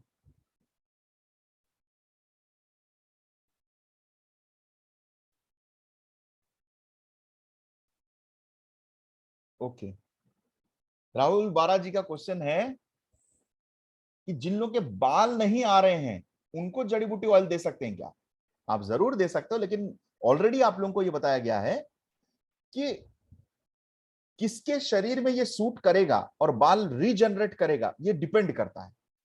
हो सकता है कि कोई रिजल्ट ना मिले, हो सकता है कि लंबे वक्त के बाद रिजल्ट मिले, और हो सकता है कि इमीडिएट रिजल्ट भी मिले। तो कभी भी किसी को आप दे रहे हैं तो आप झूठा वादा करके मत दें, क्योंकि बाल एक बार अगर खत्म हो जाते हैं तो वहां से रीजनरेट होना बहुत मुश्किल होता है, और ये तभी होता है जब वो प्रोडक्ट किसी के बॉडी में सूट करे, और सबका बॉडी अलग अलग है।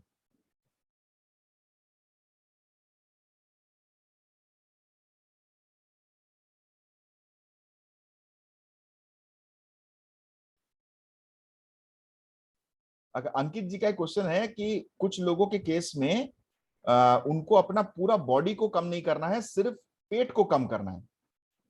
मैं आपको यह बता देना चाहता हूं, कहीं भी कोई भी जगह अगर फूला हुआ है तो याद रखना उसमें ओवरऑल फैट्स आया है, इसीलिए वो फूला हुआ है ना।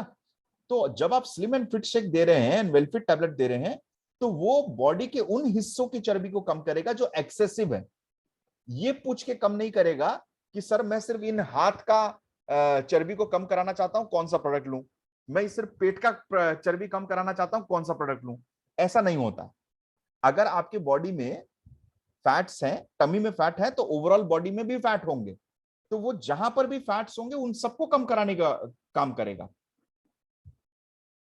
पैरालिसिस पेशेंट्स को ऑर्थोवेल रस दे सकते हैं क्या? जी हाँ, बिल्कुल दे सकते हैं। और उसके साथ साथ आप सी बकथॉर्न, नोनी और ओमेगा 3 फैटी एसिड, इन सभी चीजों को आप ऐड कर सकते हैं। नोनी, ओमेगा 3 फैटी एसिड और सी बकथॉर्न, ये तीन प्रोडक्ट ऐसे हैं जो नर्व्स रिलेटेड प्रॉब्लम में काम आते हैं। Nervous related problem, brain related problem, तो वो क्या करेगा, पैरालिसिस और कोमा एक नर्व रिलेटेड प्रॉब्लम है, तो उन केसेस में वो काम करेगा। ओके, मैं नीचे जाता हूं, थोड़ा क्वेश्चंस पूछता हूं। राजेश जी का फिर से आप समझ नहीं पा रहे हैं शायद। मैंने आपको बोला था कि 10 mm के ऊपर के केस में आर्स्टोन नहीं देना चाहिए, तो बार बार वो क्वेश्चंस को मत पूछें कि अगर मैं बोल दिया आपको 10 mm के ऊपर के केस में नहीं दे सकते हैं क्या, तो लोग पूछने लगते हैं सर 12 mm में दे सकते हैं, सर 13 mm में दे सकते हैं, सर 14, सर 15, 16, 17, 18, 19, 20। 10 mm के ऊपर के स्टेज में नहीं देना चाहिए हमको। ओके, इन बातों को समझ जाइए प्लीज। ओके, हाँ, ये बहुत अच्छा क्वेश्चन आया है केशव जी के केशव जी से ये क्वेश्चन पूछा गया है, बहुत शानदार क्वेश्चन पूछा गया है। मैं केशव जी को थोड़ा सा अगर वो यहां पर हैं तो मैं उनको बोलूंगा कि वो प्लीज आ जाएं, और केशव जी को मैं अनम्यूट करता हूं। Keshav ji, good morning, dear life हमारी life. Sir ji good morning, dear life हमारी लाइफ। सर जी हाँ केशव जी, आप अपने क्वेश्चन को प्लीज पूरे इंडिया के सामने पूछें। सर जी जिम वालों है ना सर जी, वो हाँ जी, लोगों के लिए मॉर्निंग वर्कआउट के पहले और जिम वर्कआउट बाद में देते हैं, वो अच्छा होना ओके, यूज करने के लिए। Very good. हाँ, मॉर्निंग वर्कआउट से पहले और बाद में हम दे सकते हैं क्या, देना चाहिए क्या? जी देना चाहिए। क्यों देना चाहिए, इसका आंसर ये है, मैंने आपको बोला, एक रिलेशन आपको जोड़ा, मैंने बोला ये दो चीजों को काम करता है, एक कोलेस्ट्रॉल, दूसरा मेटाबॉलिज्म। यस मेटाबॉलिज्म अगर सही है मतलब एनर्जी लेवल बढ़ेगा।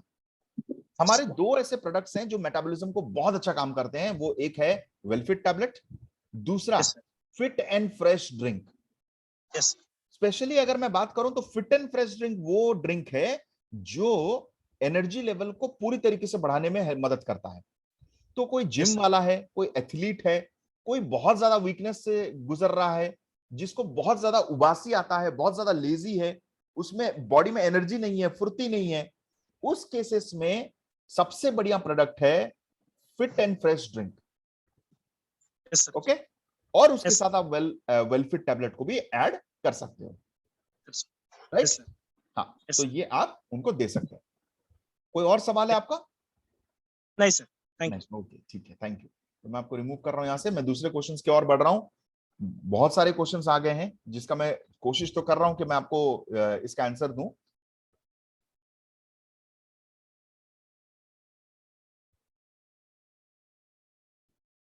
अगर किसी का शरीर नहीं बन रहा है, मोहित प्रजापति जी ने पूछा है कि किसी का शरीर अगर दुबला पतला है और उसका शरीर नहीं बन रहा है, तो शरीर अगर नहीं बन रहा है तो इसका एक सिंपल लॉजिक है, उसके बॉडी में वो जो भी खा रहा है वो उसके बॉडी में एब्जॉर्ब नहीं हो रहा है, उसके टिश्यूज में एब्जॉर्ब नहीं हो रहे हैं, जिसके वजह से उसके मसल्स फूल नहीं रहे हैं, उसका बॉडी कभी एक्सपैंड नहीं हो रहा है।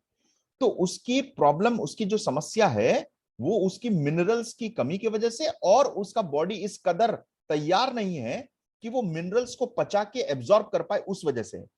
तो कभी भी कोई अगर ऐसा केस देखने को मिलता है जो बहुत ज्यादा पतला हो, उसका बॉडी खाने के बाद भी नहीं लगता है, तो उन केसेस में protein, multivitamin capsule, digestive care और नोनी, ये चार प्रोडक्ट को आप रिकमेंड कर सकते हैं। ये वजन को इंप्रूव करने में, बढ़ाने में मदद करेगा। और प्रोटीन जब आप उसको दे रहे हैं तो याद रखिए, आप उसको खाना खाने के बाद प्रोटीन को रिकमेंड करें, कि खाना खाने के बाद वो प्रोटीन को ले। संजय चौहान जी का क्वेश्चन है कि सर पाइल्स की प्रॉब्लम के लिए सिर्फ अर्सोवेल देना है या फिर हम कोई और प्रोडक्ट भी ऐड कर सकते हैं?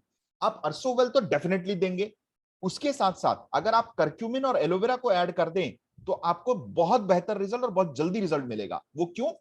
क्योंकि जबकि ये एक इन्फ्लामेशन की बीमारी है, फूलने की बीमारी है, तो हमको ऐसे प्रोडक्ट देना चाहिए जिसमें एंटी इन्फ्लामेटरी प्रॉपर्टी सबसे ज्यादा हो। करक्यूमिन में बहुत ज्यादा एंटी इन्फ्लामेटरी प्रॉपर्टी होता है, एलोवेरा में बहुत ज्यादा एंटी इन्फ्लामेटरी प्रॉपर्टी होता है, और अर्सोवेल में जितने भी 9 प्रकार के जड़ी बूटी मिलाए गए वो सब में एंटी इन्फ्लामेटरी प्रॉपर्टी होता है। तो अगर आप किसी को भी देते हैं तो आप इन तीनों के कॉम्बिनेशन में दीजिए, पाइल्स की प्रॉब्लम में बहुत जल्दी रिजल्ट मिलेगा आपको। कफ गॉन प्रोडक्ट,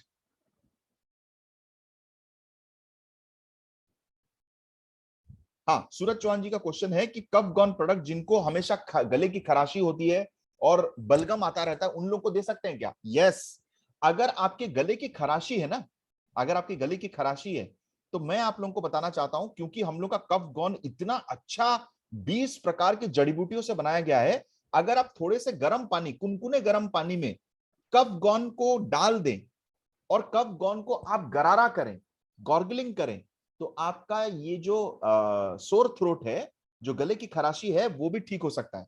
और उसको गॉर्गलिंग करने के बाद आपको थूकने की जरूरत नहीं है, मतलब पानी को फेंक देते हैं हम यूजुअली, नमक पानी, आप नमक पानी को फेंकिए मत, उसको क्या कीजिए, कफ गॉन जब मिलाए आप उसको अंदर ले लीजिए, है ना, तो वो आपको और भी रिलीफ देगा।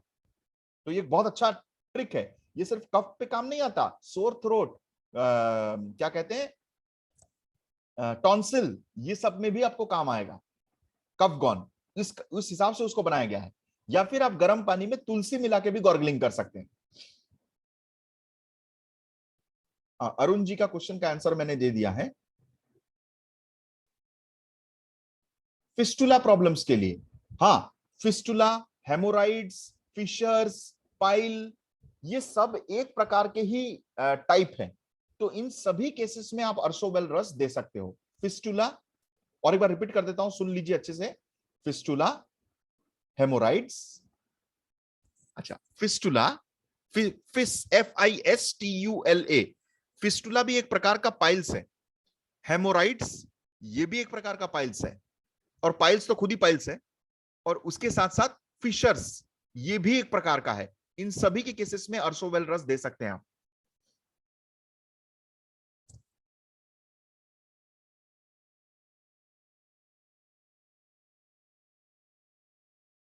अगर किसी का ऑपरेशन हो गया है, किसी का ऑपरेशन अगर हो गया है, तब हम उसको दे सकते हैं क्या? अगर किसी का पाइल्स का ऑपरेशन हो गया है तो कम से कम उसके घाव को सूखने का वक्त दें। सूखने के बाद, कोई भी घाव, कोई भी ऑपरेशन होता है ना, तो उसका घाव सूखने के बाद ही हमको प्रोडक्ट देना चाहिए। तो वो एक बार घाव सूख गया उसके बाद अगर आप उसको प्रोडक्ट दें तो वो उसको वापस आने कभी नहीं देगा। ओके, ज्यादातर क्वेश्चन सब रिपीटेड हैं।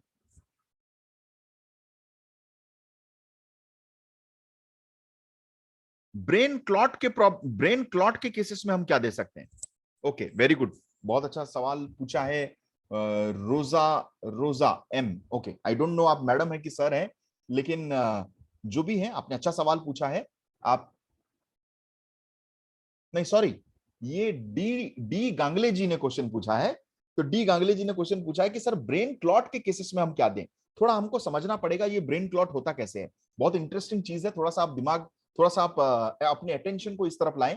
अगर आप खा रहे हैं, पी रहे हैं, नाच रहे हैं, गा रहे हैं, सो रहे हैं, तो बैठ जाएं और अपने अटेंशन को इस तरफ लाएं। बहुत इंपॉर्टेंट टॉपिक है ये ब्रेन का क्लॉट, क्योंकि ये अब सिर्फ बीपी पेशेंट पे नहीं देखा जाता, ये हर किसी के केसेस में देखा जा रहा है।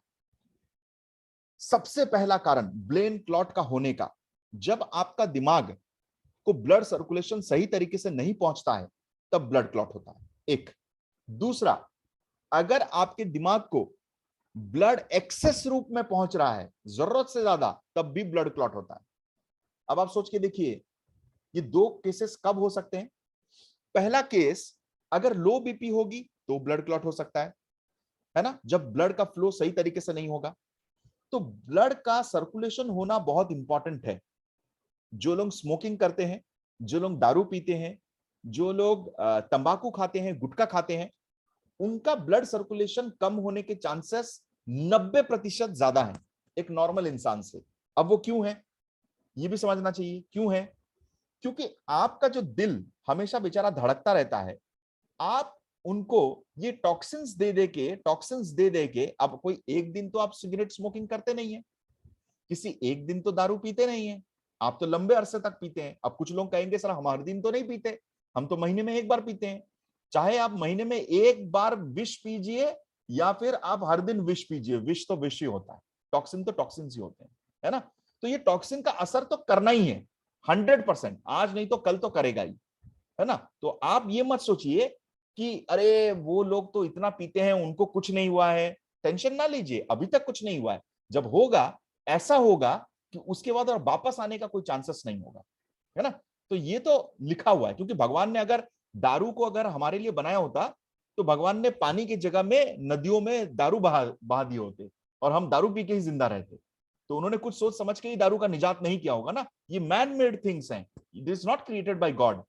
सो जब हम लोग ये सब टॉक्सिन्स लेते हैं, टॉक्सिन्स क्या करता है, हमारे बॉडी में उन चीजों का जमावड़ा करता है जिसकी जरूरत हमारी बॉडी में नहीं है। अब एक दुश्मन का सबसे अच्छा दोस्त कौन हो सकता है? एक दूसरा दुश्मन, है ना। तो हमारे शरीर में ऑलरेडी ऐसी चीजें हैं जो हमारे शरीर के लिए नहीं चाहिए, जो शरीर के लिए नहीं बनी है। खाने के माध्यम से टॉक्सिन्स जा रहा है, बहुत प्रकार के टॉक्सिन्स जा रहे हैं। तो ये टॉक्सिन्स क्या करते हैं, ये एक दूसरे का जमावड़ा करेंगे और आपके ब्लड क्लॉट्स में मदद करेंगे, पहला। दूसरा, जब आप टेंशन में रहते हो, आज की पीढ़ी पैसा कमाने के लिए टेंशन लेती है, आज की पीढ़ी ब्रेकअप के लिए टेंशन लेती है, आज की पीढ़ी कुछ अचीव नहीं कर पाती तो टेंशन लेती है। हर चीज में स्ट्रेस बहुत बड़ा इंपॉर्टेंट रोल अपनाता है। जितना आप स्ट्रेस लोगे, जितना आप चिंता करोगे, जितना आप स्ट्रेस लोगे, उतना ही ज्यादा जोर से आपका दिल धड़केगा, है ना। जितना ही ज्यादा आपका दिल धड़केगा, जितना जोर से आपका दिल धड़केगा, उतनी ही ब्लड सर्कुलेशन ज्यादा इंक्रीज होगी। और अगर ओवर एक्सेस ब्लड इंक्रीज होता है तब भी क्लॉट होने के मैक्सिमम चांसेस होते हैं। इसीलिए BP patient, high blood pressure वालों को ज्यादातर ब्रेन क्लॉट्स होते हैं और हार्ट में क्लॉट्स होते हैं। तो फ्रेंड्स, इसीलिए स्ट्रेस भी इंपॉर्टेंट है कि आपको नहीं लेना चाहिए। तो हम क्या दे सकते हैं क्लॉट के केसेस में? क्लॉट के केसेस में सबसे अच्छा चीज है आपका वेलफिट टैबलेट, है ना। वेलफिट टैबलेट आप दे सकते हैं, हार्टवेल रस दे सकते हैं, आप नोनी दे सकते हैं, और उसके साथ एलोवेरा दे सकते हैं, और करक्यूमिन भी दे सकते हैं। ये जो 5 प्रोडक्ट हैं, ये क्लॉट के केसेस में बहुत बेहतरीन काम करते हैं। करक्यूमिन, नोनी, वेलफिट टैबलेट, ओके। और मैंने क्या बोला? करक्यूमिन, वेलफिट टैबलेट, नोनी, एलोवेरा। हाँ, एलोवेरा ये एक प्रोडक्ट है, और उसके साथ साथ डाइजेस्टिव केयर भी आप दे सकते हो। तो ये प्रोडक्ट, सॉरी, हार्टवेल रस, ये वो प्रोडक्ट्स हैं, 5 प्रोडक्ट जो कि क्लॉट के केसेस में बहुत अच्छा काम करते हैं। अगर किसी को क्लॉट हो भी गया है तब भी आप उसको दें, ताकि वो क्लॉट को गलाने में मदद करेगा। जो लोग जेनेटिकली ओवरवेट हैं, क्या हम उनको वेलफिट टैबलेट दे सकते हैं? यस, आप उनको दे सकते हो, और वो काम भी करेगा।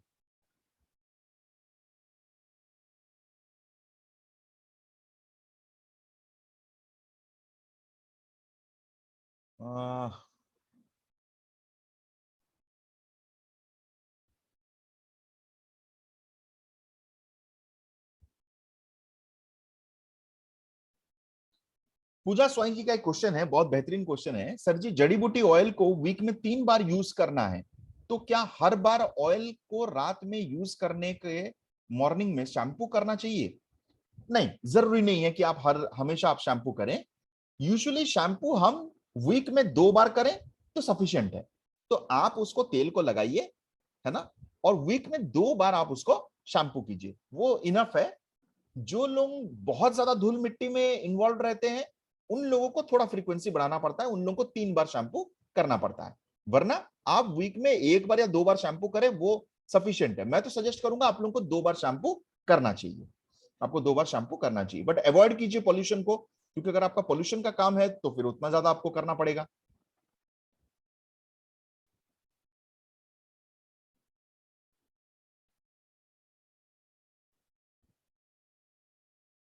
कुछ लोग पूछते हैं, विदाउट एक्सरसाइज एंड वॉकिंग क्या वेलफिट टैबलेट और स्लिम फिट से वेट लॉस करना पॉसिबल है? बहुत इंपॉर्टेंट सवाल। बहुत सारे लोग बिना मेहनत के वेट लॉस करना चाहते हैं, है ना। मैं आपको कहूंगा वेट लॉस करना पॉसिबल है, लेकिन वेट लॉस करना पॉसिबल है विदाउट वॉकिंग, विदाउट एक्सरसाइज। लेकिन सबसे अच्छा तरीका उसको एक्सरसाइज करके ही मिलेगा आपको। अगर आप जल्दी रिजल्ट पाना चाहते हैं, इफेक्टिव रिजल्ट पाना चाहते हैं, तो आपको वेट लॉस वॉकिंग और एक्सरसाइज करके ही करना चाहिए। अगर वो नहीं कर रहे हैं तो आपका सेल क्या करेगा? जब आप ये स्लिम एंड फिट शेक और वेलफिट टैबलेट को बंद कर देंगे, कुछ लोग होते हैं वेट लॉस हो जाता है तो वो लोग सोचते हैं कि बंद कर दें, अब तो एक्सरसाइज करना ही नहीं है, तो क्या होगा? आपका वेट वापस से फिर आ जाएगा, है ना। तो आप अगर उसको एक्सेस वेट को, चर्बी को घटाना चाहते हैं, तो मेरा सजेशन यही रहेगा, slim and fit shake, Wellfit tablet with exercise करना ही चाहिए, तभी आपका सही मायने में होगा। ओके, बहुत सारे अब रिपीटेड क्वेश्चंस आ रहे हैं।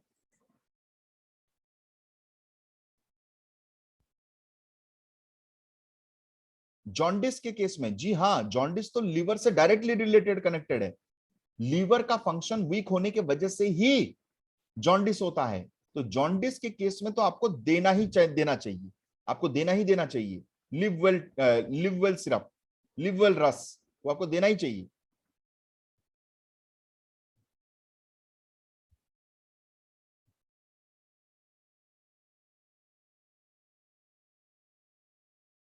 ओके, एक बहुत बढ़िया सवाल आया है और इसका एक्सपीरियंस मैं आप लोगों से शेयर करना चाहता हूं। उन्होंने एक क्वेश्चन पूछा है कि सर शराब छुड़वाने के लिए हमको कौन से प्रोडक्ट देना चाहिए। ओके, कितने लोग ये क्वेश्चन का आंसर जानना चाहते हैं, प्लीज हाथ उठाएं।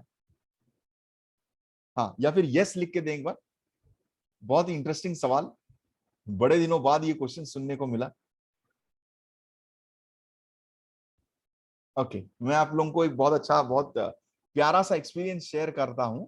मैं आपको बहुत प्यारा सा एक्सपीरियंस शेयर करता हूं जो आप समझ पाएंगे।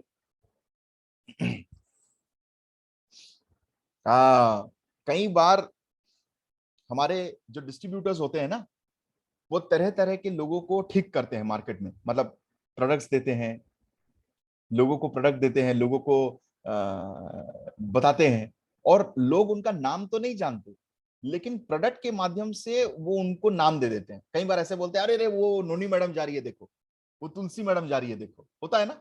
और उसमें मतलब इतना मजा लगता है, इतना अच्छा लगता है वो सुन के, क्योंकि आप सोचो आप किसी की मदद की और लोग आपको उसकी पहचान बना दिए। मैं आपको एक एक्सपीरियंस शेयर करना चाहता हूँ। हमारे उड़ीसा में संबलपुर के पास में एक जगह है बुरला बोल के, वहां पर हमने एक हेल्थ अवेयरनेस कैंप किया था, जहां पर उनके जो मतलब एक बस्ती था, वो बस्ती में हमने फ्री ऑफ कॉस्ट में एक हेल्थ अवेयरनेस कैंप किया था। तो वो जो हेल्थ अवेयरनेस कैंप किया था, वहां पर बहुत सारे ऐसे लोग हैं जो लेबर क्लास के थे। और लेबर क्लास वाले जानते हैं आप लोग, बहुत दारू पीते हैं, उन लोगों का मारामारी करते हैं, बहुत प्रॉब्लम्स होती है उनके घर में। तो उनकी बीवियां जो हैं, वाइफ जो थे, वो बहुत परेशान थे। और उन्होंने, जब हम हेल्थ अवेयरनेस कैंप किए थे, उन्होंने स्पेशली हमको ये बोला था कि हम सर आप हमको ऐसा सॉल्यूशन बताइए, ऐसा कुछ सॉल्यूशन बताइए जिससे हम लोगों के मर्दों का दारू पीने का आदत छूट जाए, बिकॉज ये एक बहुत बड़ी प्रॉब्लम है हमारी बस्ती में। तो हमने उनको सजेस्ट किया था कि आप अपने हस्बैंड लोगों को 2 प्रोडक्ट रिकमेंड कीजिए, एक नोनी, दूसरा तुलसी। ठीक है, एक नोनी, दूसरा तुलसी। और वो हमसे नेक्स्ट सवाल पूछे कि सर ये सच में काम करेगा। हमने बोला डेफिनेटली काम करेगा। इसके पीछे का लॉजिक भी मैं आपको बता दूंगा अभी, ये क्यों काम करता है। तो उन्होंने हमको पूछा कि सर अगर हम ये पीने के लिए बोलेंगे, अगर उनको पता चलेगा तो ये तो पीना बंद कर देंगे, ये पिएंगे नहीं, तो फिर इसका सॉल्यूशन क्या है। वो भी हमने उनको एक सॉल्यूशन दिया। अब ये काम कैसे करता है, सबसे पहले मैं वो आपको बता दूं। सबसे पहले मैं आपको बता दूं, आप अगर अपनी जीभ को ध्यान से देखें, टंग को मिरर में पास जाके, तो आपके टंग में छोटे छोटे छेद मिलेंगे, है ना, छोटे छोटे छेद मिलेंगे, जिसको हम लोग टेस्ट बर्ड्स कहते हैं। क्या कहते हैं? Taste buds. जी हाँ, कुछ लोगों को मीठा पसंद है, कुछ लोगों को नमकीन खाना पसंद है, कुछ लोगों को कड़वा चीजें पसंद है। और इसीलिए हमारा जो टेस्ट बर्ड होता है, उसके डिफरेंट डिफरेंट साइजेस होते हैं, अलग अलग प्रकार के आकार होते हैं। और जब कोई चीज हम देते हैं तो वो अलग अलग आकार में खुल के उस टेस्ट को ग्रहण करता है ना, उस टेस्ट को ग्रहण करता है। और उसको अच्छा, वो दिमाग को फिर सिग्नल पहुंचाता है कि मेरा फेवरेट चीज आ गया, ये मेरे को पसंद है। या फिर वो दिमाग को पहुंचाता है कि ये मेरा फेवरेट चीज नहीं है, ये मेरे को पसंद नहीं है। अब आप एक चीज को मार्क करना बहुत ही इंटरेस्टिंग चीज है। आज जो सेशन अटेंड कर रहे हैं उन लोगों को एक बहुत शानदार इंफॉर्मेशन मिलेगा। बहुत सारे लोग ऐसे हैं जो लोग दारू या सिगरेट पीते हैं। आपने देखा होगा, अगर कोई सिगरेट पी रहा है तो वो एक ही ब्रांड का सिगरेट पीता है। अगर वो फ्लेक या गोल्ड फ्लेक पी रहा है तो वो फ्लेक या गोल्ड फ्लेक ही पीता है। अगर आप उसको कोई दूसरे ब्रांड का अगर आप सिगरेट दे दो तो वो पीने के बाद उसको वो टेस्ट मजा नहीं आता है ना, फिर वो उसको फेंक देगा। तो वो रेगुलर बेसिस में एक चीज का आदी होने की वजह से हम लोग का टेस्ट बड जो होता है वो एक शेप और साइज ले जाता है। जब वही चीज उसको मिलता है तभी उसको रिलीफ पहुंचता है और वो दिमाग को इंडिकेशन पहुंचाता है कि मेरे को जो चीज चाहिए था वो मेरे टेस्ट के आकार से मिल गया। इसीलिए जो लोग विदेशी दारू पीते हैं, जो लोग एक स्पेशल ब्रांड का अगर पीते हैं तो वो लोग उसी ब्रांड का दारू को ही पीते हैं, वो दूसरे ब्रांड के दारू को नहीं पी पाते। कोई अगर देसी पी रहा है तो वो विदेशी नहीं पी पाता। अगर वो पिएगा तो उसको उल्टी हो जाएगा या बहुत ज्यादा चढ़ जाएगा। तो ये सब प्रॉब्लम्स होते हैं, है ना। ये पूरे का पूरा खेल जो है ये टेस्ट बड का है। अब नोनी जब जाता है तो नोनी क्या करता है, नोनी में ऐसे प्रॉपर्टीज, ऐसे एंटीऑक्सीडेंट्स हैं जो टेस्ट बड के साइज को चेंज कर देता है। अब अगर टेस्ट बड के साइज को चेंज कर दिया, आप सोचो, जो आपको पहले टेस्ट मिलता था बीड़ी से, अगर आप बीड़ी पीते थे तो बीड़ी से जो आपको टेस्ट मिलता था, अब वो सिमिलर टेस्ट आपको नहीं मिलेगा। पहला, आपको सिमिलर टेस्ट नहीं मिलेगा, तो दिमाग कंफ्यूज में रहेगा, वो कभी जान नहीं पाएगा ये क्या हो रहा है। दूसरा, जैसे ही नोनी बॉडी के अंदर जाएगा, वो आपके टॉक्सिन्स को बाहर ढकेलेगा, आपको उल्टी आएगा, आपको सर चक्कर आएगा। इसलिए कई बार हम जब पेशेंट्स लोगों को देते हैं नोनी, तो आपने देखा होगा वो लोग शिकायत करते हैं कि मेरा सर घूम रहा है, वो लोग कहते हैं कि मुझे उल्टी हो रहा है। वो हो क्यों रहा है? क्योंकि वो टॉक्सिन्स को इमीडिएटली निकालना शुरू कर देता है, इमीडिएटली, है ना। तो नोनी और तुलसी दो ऐसे चीजें हैं जो बॉडी के टॉक्सिन्स निकालने में उस्ताद हैं, उस्ताद। मतलब दुनिया में शायद ऐसे कोई चीज होगा जो इनके मुकाबला कर सकता है बॉडी के टॉक्सिन्स निकालने के लिए। तो ये दोनों चीज अगर आप किसी को भी रिकमेंड करें ना, तो अगर वो वही सिमिलर चीज दोबारा से पिएगा, अगर वो नोनी ले रहा है रेगुलर बेसिस पे, और अगर वो सिमिलर सिगरेट पिएगा, उसको वो सेम टेस्ट नहीं आएगा, उसको वो सेम फीलिंग नहीं आएगी, जिसकी वजह से उसका दिमाग एक्सेप्ट नहीं करेगा और धीरे धीरे आदत छूट जाएगी। जब हमसे ये क्वेश्चन पूछा गया, वहां पर जब मैडम लोग थे, उन्होंने पूछा कि सर कुछ उपाय बताइए, क्योंकि हम अगर इनको बोलेंगे कि ये पीने के बाद आपका शराब का आदत छूट जाएगा, तब तो ये नहीं पिएंगे, तब क्या करें? हमने उनको बोला कि आप उनको बताइए, हम एक नया चीज लेके आए हैं जिसको पीने के 1 घंटे पहले एक ढक्कन मार के जाओ, थोड़े दारू में भी मस्त चढ़ेगा। अब लोग उसका आनंद लेने के लिए क्या किए, अब उनको तो, अब वो तो शराबी हैं, उनको तो दारू चढ़ने से मतलब है, कम पैसे में ज्यादा चढ़े तो मजा है। तो ये ट्रिक बताने के बाद अब वो क्या करते, वो नोनी को 1 घंटा पीने के पहले पी के जाते। अब 15 दिन बाद, 30 दिन बाद, महीने, 1 महीने बाद, वो जिस टाइम पे दारू पीने के लिए मचल जाते थे, उस वक्त में अपने अपने घरों में बैठे थे। तो उनकी बीवियां पूछे कि आप आज गए नहीं? तो वो बोलने लगे, नहीं वो मजा नहीं आ रहा है, वो पी रहे हैं तो उल्टी हो जा रहा है, तबीयत बिगड़ जा रहा है, अच्छा नहीं लग रहा है। अब ऐसे आंसर्स आने लग गए, और धीरे धीरे करके 3 महीने में पूरी तरीके से दारू बंद हो चुकी थी उनकी, पूरी तरीके से दारू बंद हो चुकी थी। आप बिलीव नहीं करेंगे, एक दिन बारिश का मौसम था, और उसी जगह पे मैं एक टीममेट के साथ, सॉरी, हमारे एक मेरे एक रिलेटिव के साथ मैं घूमने गया था, और बारिश हो रहा था, इसीलिए मैं एक टपरी में खड़े होकर चाय पी रहा था। वहां पर दूर से 2 आदमी खड़े होकर मुझे घूर घूर के देख रहे थे और कुछ बातें कर रहे थे। तो मैंने ध्यान से सुना, तो वो क्या बोल रहे थे पता है? वो बोल रहे थे, वो साहब खड़े हैं पता है, वो नोनी देते हैं, लोगों का दारू छुड़वाते हैं।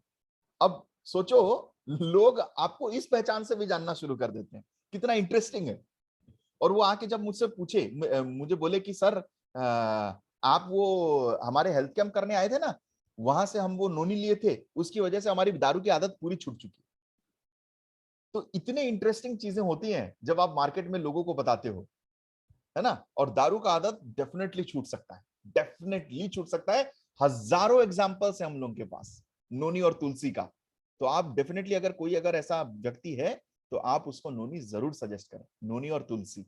ओके, और याद रखना क्या बोलने का है, पीने से पहले एक ढक्कन मार के जाओ, ज्यादा आनंद आएगा, ज्यादा चढ़ेगा, तभी तो वो पिएगा। ओके, तो कभी कभी हम लोग को अपना दिमाग यूज करना पड़ता है इन लोगों को बताने के लिए। Great, okay. हाँ, अल्कोहलिक व्यक्ति, अच्छा, उसको भी बारे में बता दिया मैंने। आई थिंक मैंने ज्यादातर क्वेश्चंस का आंसर दे दिया है।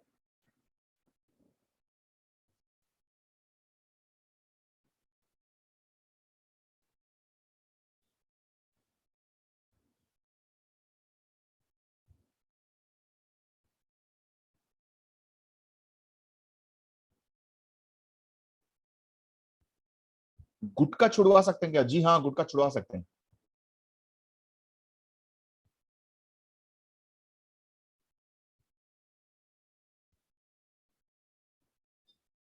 अच्छा, शोभा मालविया जी मैडम भी बोल रहे हैं कि उनका भी एक्सपीरियंस है। मैं, शोभा मालविया जी, अगर आप हमारे साथ ये एक्सपीरियंस को शेयर करें तो हम और ज्यादा अच्छा लगेगा हमको, अगर आप हमको बता सकें कि आपका क्या एक्सपीरियंस रहा।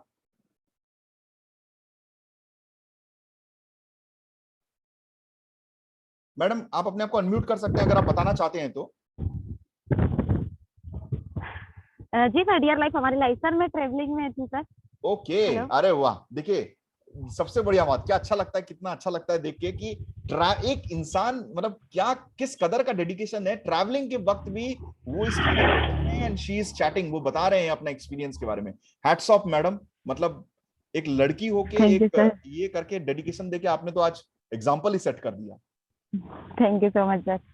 सर जी, मेरी एक फ्रेंड है, तो वो भी डियर लाइफ में मतलब काम करती है। तो हाँ उन्होंने उनके मतलब पापा को दिया था नोनी। एक्चुअल में नोनी उनको इसलिए दिया था कि उनके पापा खाना नहीं खा पाते थे और दारू पी के डेली मतलब सुबह शाम आके घर में सो जाते थे। जी जी जी। तो कहीं ना कहीं उनको बहुत ज्यादा वीकनेस की प्रॉब्लम हो गई थी, तो हमने उनको नोनी दिया था कि आप इनको इस्तेमाल करेंगे तो आपको काफी अच्छा मतलब रिलीफ मिलेगा। हाँ खाना अच्छे से आप खा पाएंगे और ओके। आपको जो मतलब कहीं ना कहीं कमजोरी लग रही है वो भी नहीं लगेगी। तो हम्म। उन्होंने नोनी इस्तेमाल किया सर। मतलब उन्होंने 2 महीने तक नोनी इस्तेमाल किया, उसके बाद से मतलब उन्होंने दारू पीना बिल्कुल बंद कर दिया सर। भाई वेरी गुड, और बहुत यस सर, लाजवाब। और अभी सर पहले वो ऐसे थे बिल्कुल एकदम दुबले पतले से, सिंगल बोलते ना सिंगल हड्डी सर, बिल्कुल वैसे थे। लेकिन अभी फिलहाल में सर एकदम जेठालाल जैसे हो गए हैं सर वो। जेठालाल जैसे, very good, yes thank sir. You so much, thank you so much madam, और ग्रेट। काफी सर वो मतलब उनको अब बिल्कुल छोड़ दिया सर, वो बिल्कुल इस्तेमाल नहीं करते हैं सर। बहुत बढ़िया, बहुत बढ़िया। आप कभी भी यस किसी सर। हेल्थ अवेयरनेस कैंप्स अगर आप ऑर्गेनाइज करवा रहे हैं ना अपने एरिया में, तो ऐसे यस लोगों को सर। लाइव बुलाया कीजिए, अगर उनको इनवाइट यस कीजिए, सर। उनको बुलाइए, यस सर। है ना, यस सर। जिनको रिजल्ट मिला ठीक है। है। Thank you so much madam, बहुत ओके। बहुत शुक्रिया। जी thank you sir, so much. Okay, thank you sir. Okay, तो कितना अच्छा लाजवाब उन्होंने एक एक्सपीरियंस शेयर किया। तो ऐसे बहुत सारे एक्सपीरियंसेस हैं हमारे लोगों के बीच में जो और मैं आप लोगों को कहूंगा कि ग्रुप एक्टिविटीज आप जरूर कीजिए। मैं आज का सेशन को और ज्यादा लंबा नहीं लूंगा क्योंकि ऑलरेडी 9:30 हो चुका है, बहुत सारे लोगों को काम पे भी जाना होगा। बाकी जो सवाल है मैं ऑलरेडी चैट बॉक्स पे लिख चुका हूं, मैं देख चुका हूं। अगर आपके कोई भी पर्सनल सवाल है आप मुझे पर्सनली व्हाट्सअप कर सकते हैं। आप मेरा व्हाट्सएप नंबर जानते हैं, आप मुझे पर्सनली व्हाट्सएप कर सकते हैं, मैं आपको व्हाट्सएप पे जवाब दे दूंगा, आपको पूरी तरीके से आंसर्स मिल जाएंगे। मैं आप लोगों को जाने से पहले, आज का सेशन खत्म करने से पहले एक बहुत इंपॉर्टेंट चीज बताना चाहता हूं। आज हम सबको मिलके, आज हम सबको मिलके जितने भी हमारे डिस्ट्रीब्यूटर्स हैं, एक छोटा सा ग्रुप एक्टिविटी करते हैं। अब आपको पता है कि अक्टूबर का महीना आने को आ गया है, मतलब विंटर सीजन आने को आ गया है, राइट? अभी फेस्टिव सीजन आने को आ गया है। तो हम क्या करेंगे, हम सबको मिलके पहले तो अपने पास वाले जगह को आइडेंटिफाई करेंगे जहां पर लोग आते जाते हैं मॉर्निंग को। अब मॉर्निंग को मतलब क्या, मॉर्निंग वॉक्स के लिए आते होंगे, पार्क्स में जाते होंगे, है ना, डेफिनेटली। और याद रखना ये आपको किसी को अकेले नहीं करना है, वैसे अकेले करना चाहते हैं कर सकते हैं, लेकिन इसको अगर आप ग्रुप में करें अपने डाउनलाइंस के साथ, लीडर्स के साथ, तो आपको ज्यादा मजा आएगा। और उसके बाद आप मेरे को अपना एक्सपीरियंस शेयर करेंगे। और डेफिनेटली मैं कहता हूं हमारे पास कितनी कहानियां होंगी सुनने के लिए, देखना ये बिजनेस कैसे यू टर्न मारेगा आपको पता नहीं चलेगा इन 2-3 महीनों में।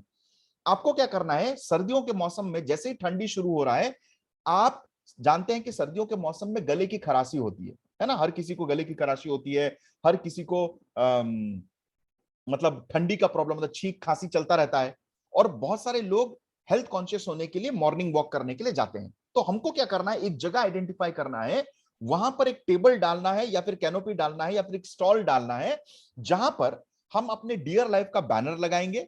उसके साथ साथ हम गर्म पानी लेके जाएंगे, हम गर्म पानी लेके जाएंगे। अगर आप गर्म पानी कैसे भी कर सकते हो, अगर आप नॉर्मल पानी लेके जा रहे हो, स्टोव बना रहे हो, वहां पर हीटर लगा रहे हो, या फिर केटली लेके जा रहे हो, कैसे भी कीजिए, लेकिन गर्म पानी का आप व्यवस्था कीजिए।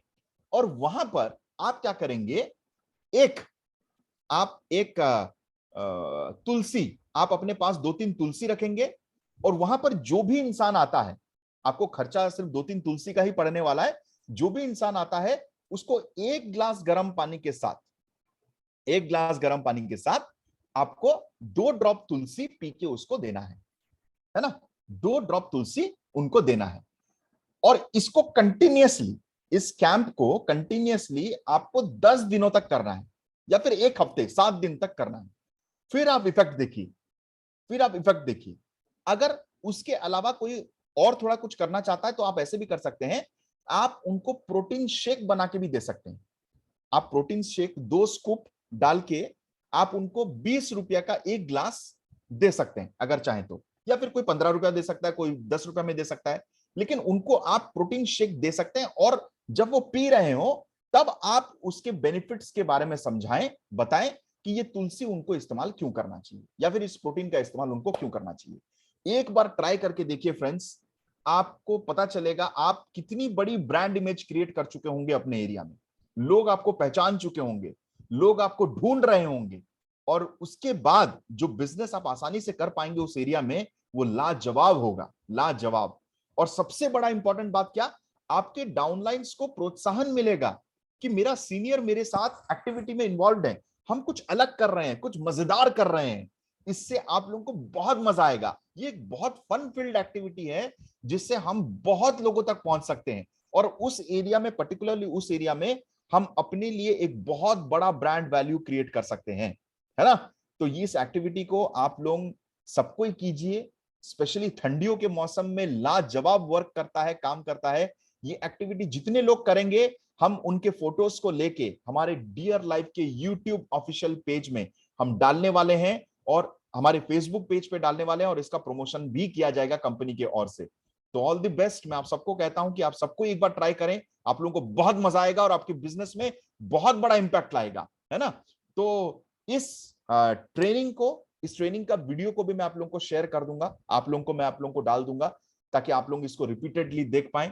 ऑल द बेस्ट, भगवान करे आप सबको ऐसे नए नए आइडियाज आते रहें, आपके सवालों के जवाब आपको मिलते रहें, और सबसे इंपॉर्टेंट, मार्केट में जितने भी लोग जिनको नीड है आप उन लोगों के जवाब बन के उनके सामने खड़े रहें, क्योंकि अल्टीमेटली हम लोगों का मिशन सिर्फ एक ही है, हेल्दी इंडिया, स्वस्थ भारत, लोगों को स्वस्थ बनाना है ना। बिजनेस तो अपने आप होगा, वो तो हमको पता ही है, लेकिन जब लोग मुस्कुराएंगे, हंसेंगे, आपके बोलने से वो लोग ठीक हो पाएंगे, उससे बड़ा आशीर्वाद इस दुनिया में और कुछ भी नहीं है फ्रेंड्स। तो गॉड ब्लेस यू ऑल, बढ़िया से काम कीजिए। आपके जो भी क्वेश्चंस हैं मैं यहाँ पर नोट कर चुका हूं, मैं कोशिश करूंगा कि डियर लाइफ हमारी लाइफ ग्रुप में जिन सवालों का आंसर मैंने नहीं दिया है उसके आंसर्स को मैं डियर लाइफ हमारी लाइफ ग्रुप में आंसर बना के डाल दूंगा ताकि आप अपने डाउनलाइंस के साथ शेयर कर पाए। Thank you so very much, God bless you all, dear life हमारी life. Thank you so much, thank you so much.